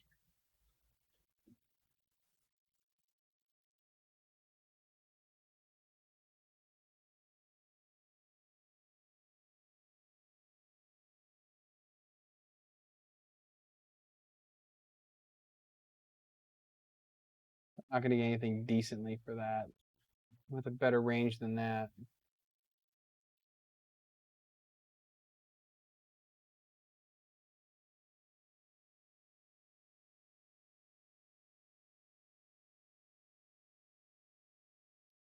I've been playing Eve Echoes. That's been a lot of fun. I did make a gaming channel. I thought I was going to make content on it, but I haven't yet. Just haven't been very motivated to do so. So yeah, these are all like super wide angle for this camera. How long have I been 3D printing? I've been 3D printing for just over 4 years now. Yeah. With June, May of 2016 is when I bought my first 3D printer. So yeah, just over 4 years now. It's probably the longest I've ever held a particular hobby. Because it's pretty easy to stay relevant in it, which is good. I was big into computer modding for 2, 3, maybe 4 years, about 3 years, I think. It was really hardcore and PC modding, but that I just couldn't bring in the sponsors to be able to do the really cool builds with the latest hardware. I was using very old hardware. I don't really want to see that. They want to see the cutting edge and a cool looking case. So I ended up dropping out of that just because I could not keep up with the competition.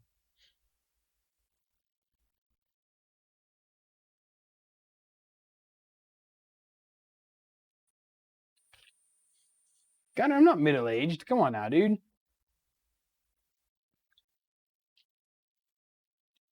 Speaking of big sponsors, Pepsi, still not a sponsor.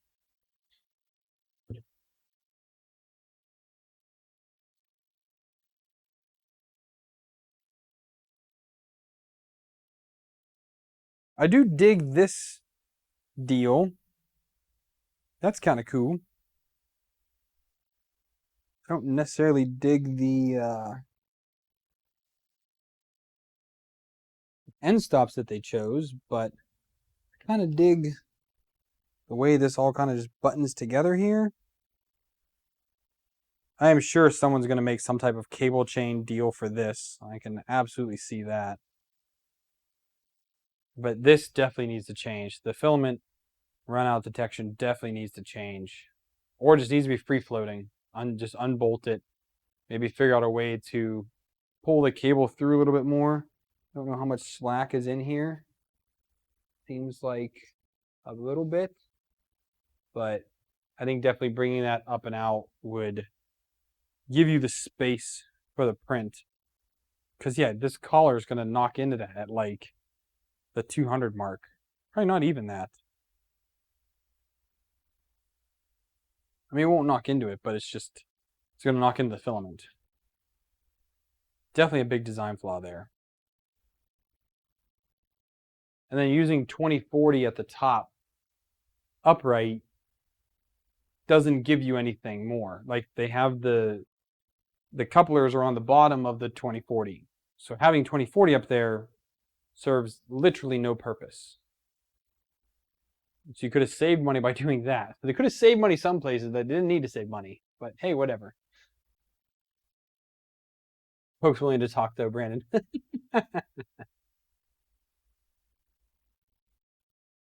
Marcella, it's a lot of fun, man. It's super addicting, trust me. Now that I've built, let's see, 1, 2, 3, 4, 5, going on my 7th custom printer. Yeah, it gets really addicting in that way.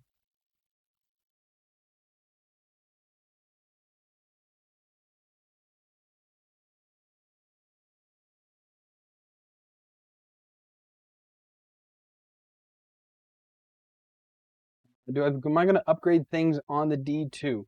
So, Streebest, my policy is that when I review a printer, I will review it as long as it works exactly the way I receive it. Because again, I want to show people the results you're going to get with it out of the box, no tinkering at all. I try my best to keep at that, but the one thing that will 100% have to be upgraded on here is the part cooling fan. It is absolutely not great. So that is kind of an issue, but other than that, I don't know. Changing this and a part cooling fan might be all that's needed. Yeah, my BLV complete. What do you think? The BLV coming soon? Blind joints and metal parts replace the printer. Blind joints, awesome idea. It's a day late for me though, because people told me about it, and then I saw Brian's video on it. I was like, oh great, but I've already built it. So it is built, it does print. I am still working on it. Here is a max sized vase off of it with some super duper old Maker Geeks filament that I have laying around still. 0.4 height. There are some inconsistencies due to just the crappy old filament, but it's also full of a bunch of test prints and parts for it. But yeah, it is printing very well, I will say. I'm happy with it.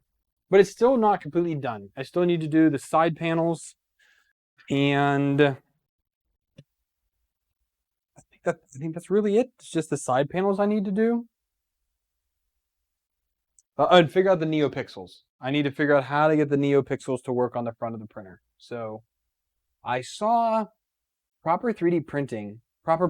He had some controller that he was using with his RGB LEDs. And I need to go back to his older videos because I remember him talking about it.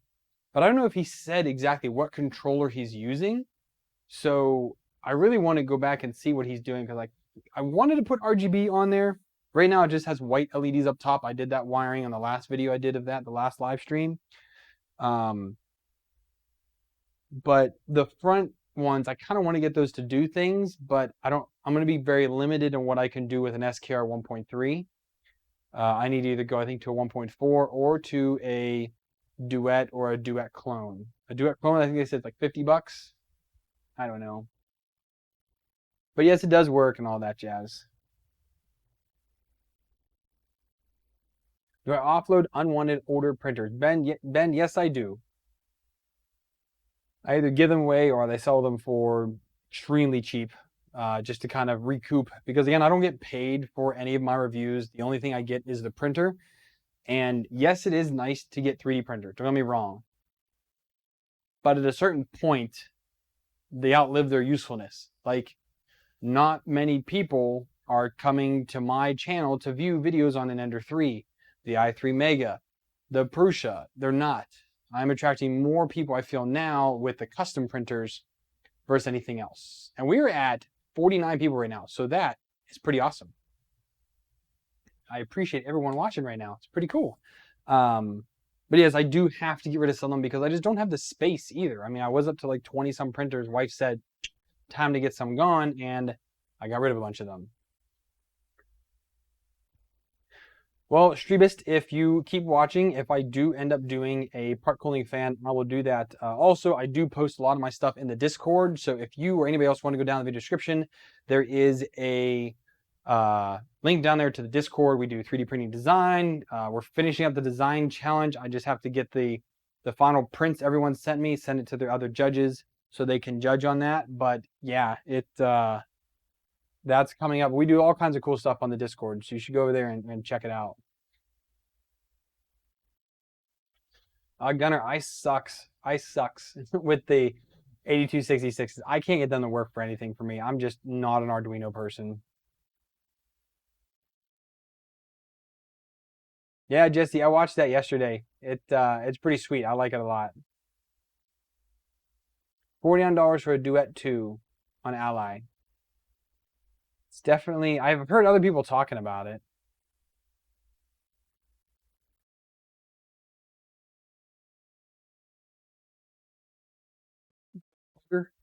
Man, didn't bite me, but he's still here.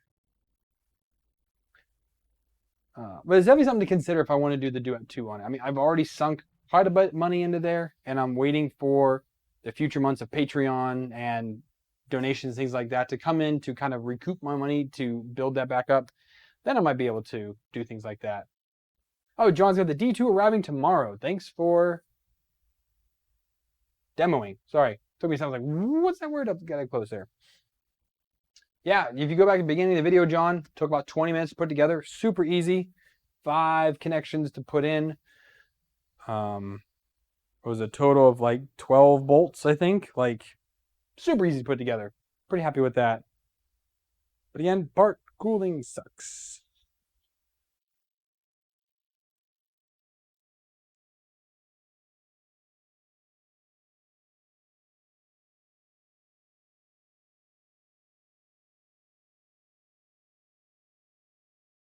I really want to know what this print is. Everybody else does too. I want to know what the heck this thing is. I have no idea.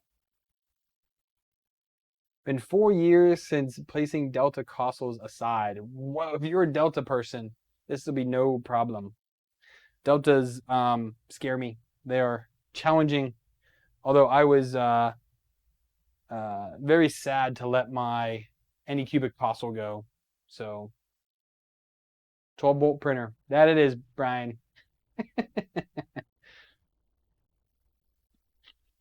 Let me count. 1, 2, 3, 4, 8, 10, 12. Legit, it's 12. Oh, wait, I'm sorry. It's 14 if you attach the spool holder. 14.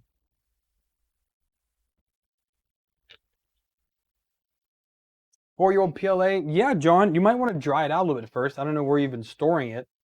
But, I mean, PLA does absorb moisture over time, but it's more about it getting brittle over time. But yeah, I would just go ahead and dry it out and go from there.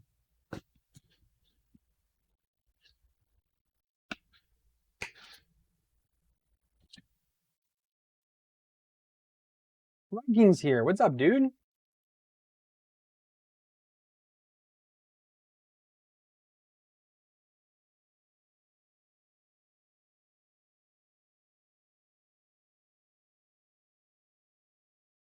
So, Millen, Discord is basically just a chat server that you can do online. You can download their client.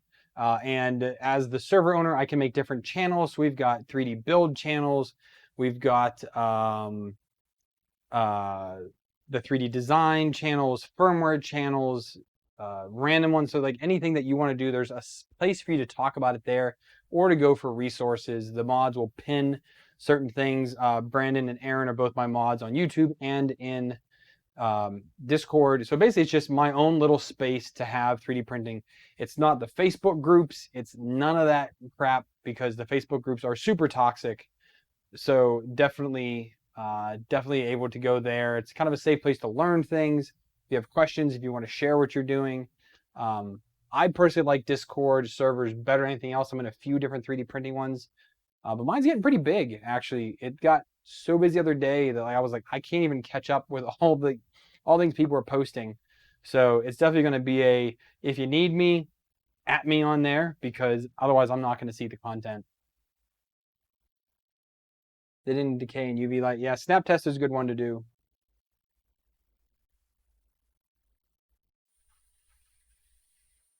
So I have just a food dehydrator down here.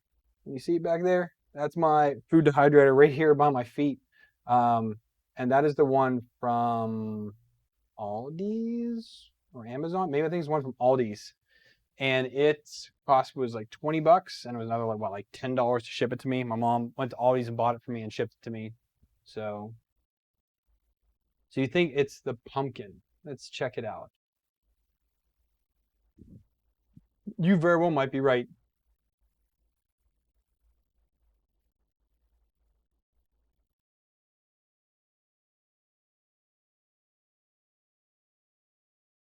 You might be right, Aaron. That might be it. Let me pull up the thing here. So it looks like Aaron said it's going to be this little pumpkin guy here. See what else we have here. So model. Oh, here they are here. So they've got. Maybe that's PU, pumpkin. Because it says, oh, the screen went white. So the screen totally went out on me. Somebody did talk about that too. Let me show you guys here. So let me zoom out a little bit. The screen is just white now.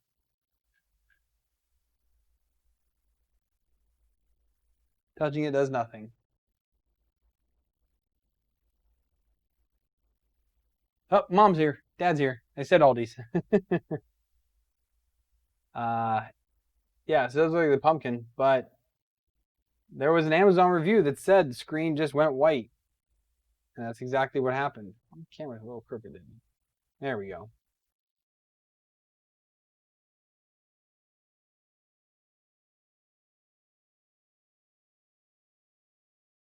There's a link down below, Millen. You just click on that link, it'll invite you to there, and then you just sign up.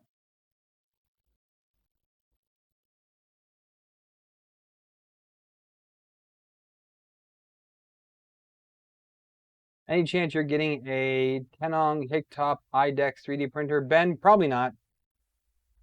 Companies, they're weird about what they send. I was just talking about it a few streams ago, and in the Discord, a company wants to send me stuff, but like, oh, well, we need you to have 100,000 subscribers. I was like, you do realize that my 18,000 subscribers are people who are super interested in 3D printing because that's all I do. And I get decent watch rates, but like that is what people come here to watch me do. They don't come here to watch me do CNC work or RC work or anything else. Like there are people who do that. Ivan does that stuff. Ivan does it great. He attracts a huge audience to do those various things with. I don't. I attract a very specific audience for what I do. And I feel like they would get more out of it for having a more dedicated audience than not. So I don't know. But either way, I probably won't be getting any of that stuff.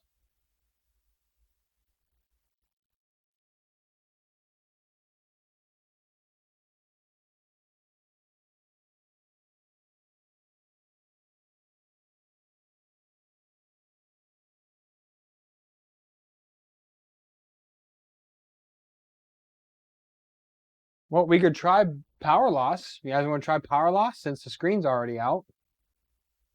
Let's see what happens. So we're just going to go yoink.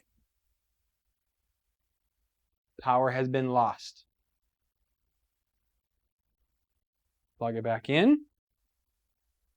screen does boot up properly. G-code, continue printing, confirm. Okay, it's homing now. Bringing the on the big screen here. It's reheating everything. So the nice thing about power loss on this, so this bed is like a faux build tack. When it cools down, it's not going to really release the print because you really have to kind of peel it off your print, especially if you're close enough. If you're too far away, it might, but at least that's what happens. So we heat up the bed, now we're heating up the hot end. Go from there.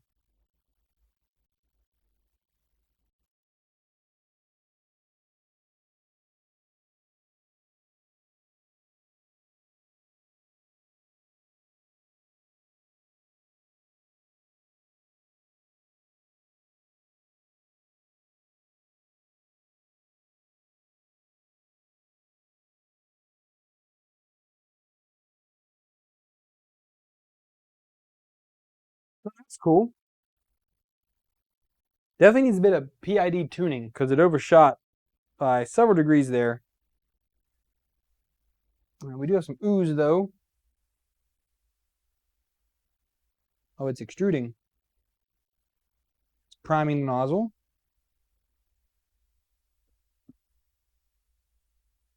There it goes. So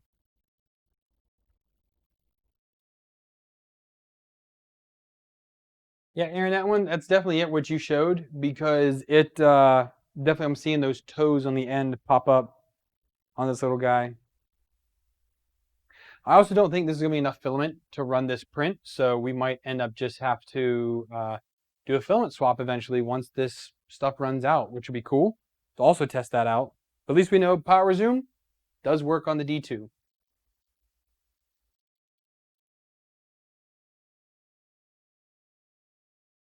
Yeah, sadly, I do not have a Japan Amazon affiliate. I do appreciate you doing that though, but it's okay. I only have US and UK. I think I'm going for a Canada link eventually, but yeah.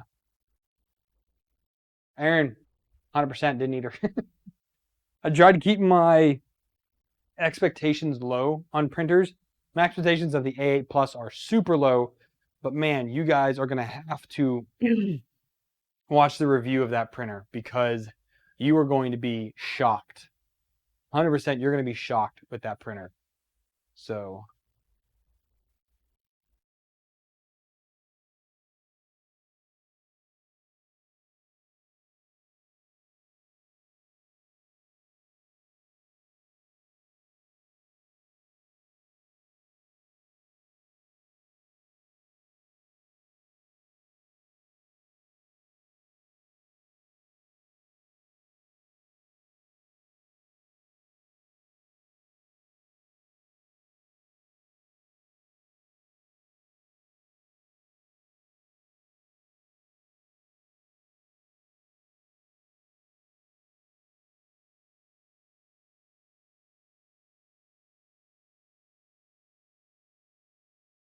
okay. Does the filament come with the printer? Yes, it does come with this little sample bit of filament.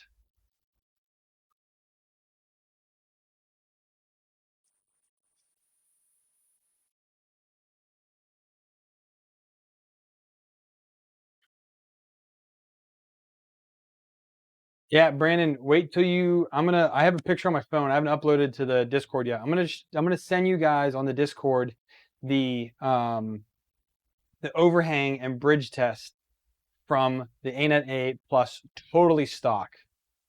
And it honestly does better than a Prusa. Because that big honking fan.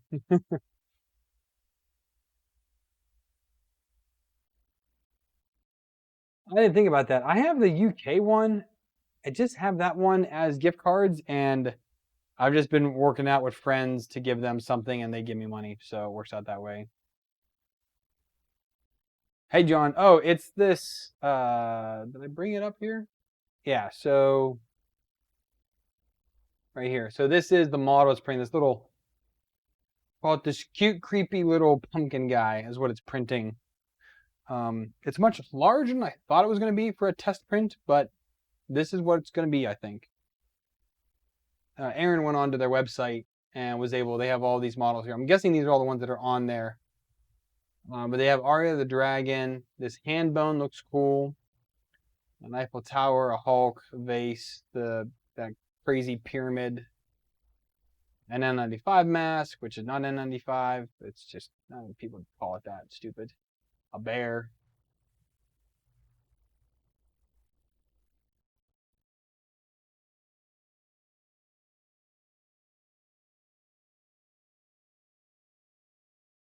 Again, Jim, I say that because it's a $180 print. It looks pretty fantastic. You'll see it. I'll post it later tonight on the Discord, and you'll be impressed. Trust me. I still haven't quite gotten retraction where I want it. It's close, but just not quite there. But I have been printing with it for the past few days, a bunch of test prints. So I also did get a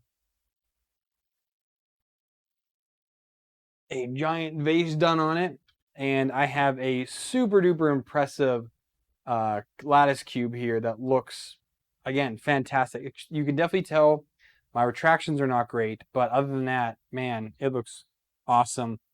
And then I kind of miss printing on glass because you get that shiny bottom. I can show you guys me. Hey, there's me.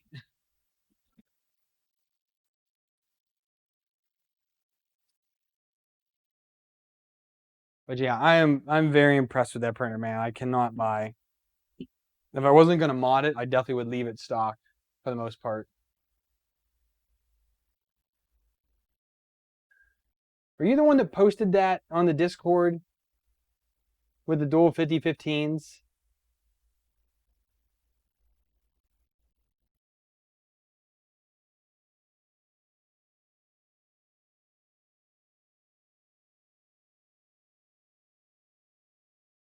I'm almost tempted to cut the filament, but I really don't want to because I don't want to waste the whole foot of filament. Because again, I don't think this thing's going to print the whole model anyways. So we're just going to automatically have to do a filament swap anyways.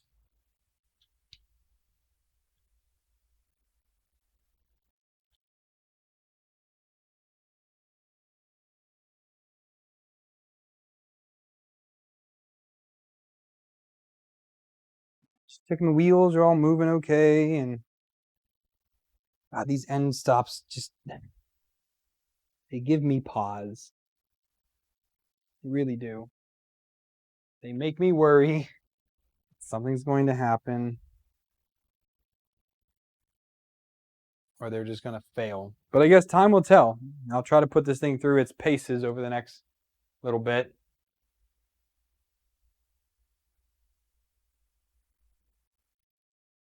Jim's fan size, the size of grapple.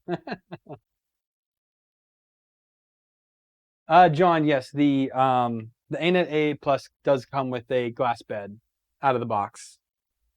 I will be changing that with Ultra Magnus, but I still could put a glass bed on there if I wanted.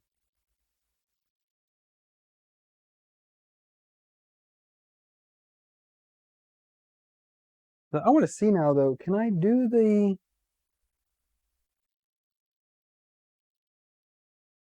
while it's printing, you can't change the LED, and you can't turn it off either. So why that's an option in the menu, I don't know. But either way, it is what it is. Whoops.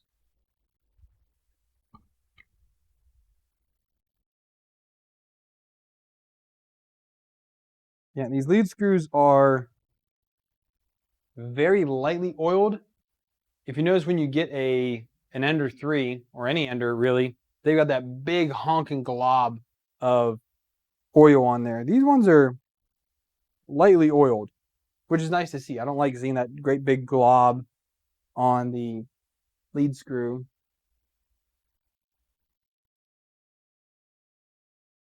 Is there anything else to be able to do with this?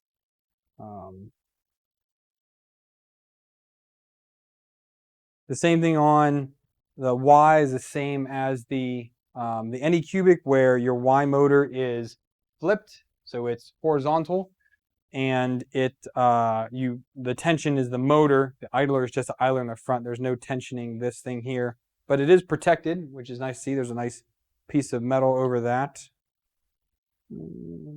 Got eccentric nuts everywhere. Everything feels tight out of the box, which was interesting. Again, I don't like these captives on here on the top, but we'll have to see eventually if that plays any role into any banding or anything like that. Andrew, what's up?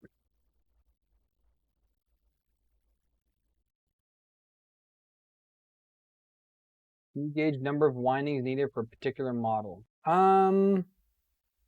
Yeah, I mean, just based off of how much filament came in that little pack versus how much it's already put down, and it's doing 3 perimeters, it's using a lot more filament than it really needs to. They could have just did 2 perimeters, and it would have been a little bit better.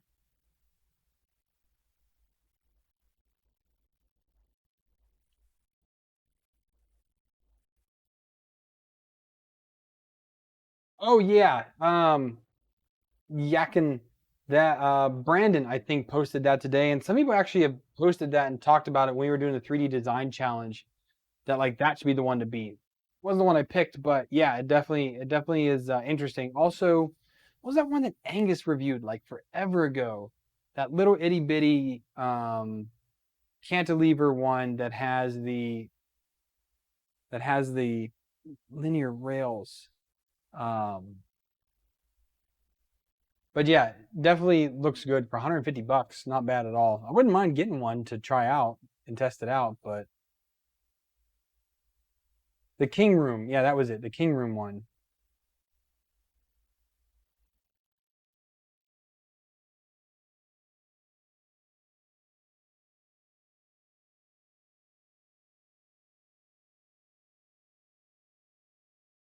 I would love to get one, but maybe if Patreon gets a little bit bigger, we could do that. Thetis, yeah, that's the one that Angus did a long time ago.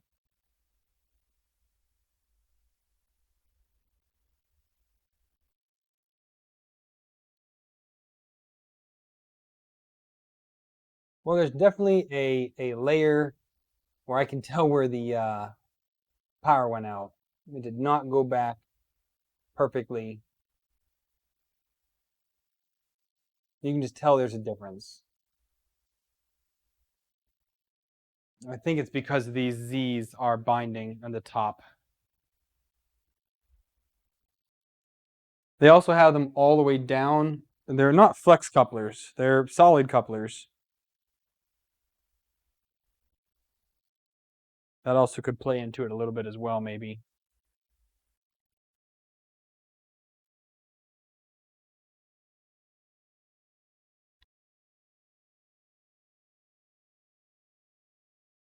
Yeah, it's a cool little printer. It's just old now.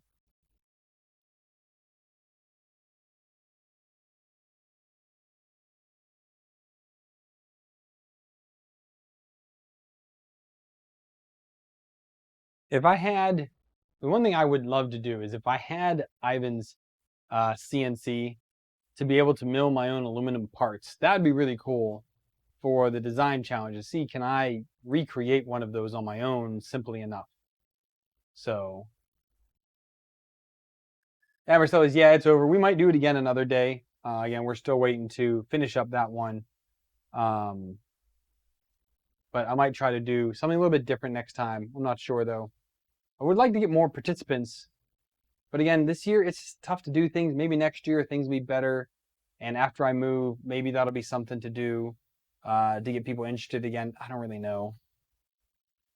We'll see what happens next year. But it was fun. I mean, this year also I couldn't get any sponsors for it because everyone's only like no one's really willing to sponsor things right now. Even getting printers review, companies either don't want to do it because you're not 100,000 subscribers, which there's only what 5-6 channels that are that big, and or they just can't do it right now. Yeah, a little CNC or a laser. I would love to get a laser. Yeah, I think we can do something again next year, Aaron.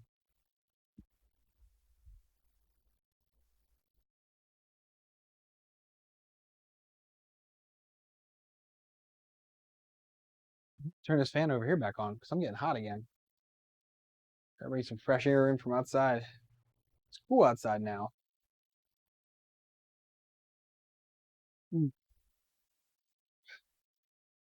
Yep. All right. Well, I'll post this in Discord once it's done. Maybe on Twitter too. I don't know. I probably won't be up. But in the morning, before I go to work, I do need to work tomorrow. I will go ahead and post that, and maybe I'll try and get another print started on this with a different filament tomorrow before I go to work, and just let it print throughout the day and see how it goes. We'll see how this does overnight tonight, and kind of go from there. But so far, not horrible. It's not the best, but it's definitely not too shabby at the moment.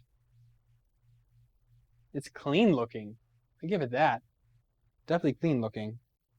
So yeah, so make sure you guys check out Twitter in the morning or Instagram. I don't know. I'm so horrible at social media these days. I never really post anything. Just no motivation to do it. Sorry. But I will try to post it on Discord, and you guys can see how this print turns out.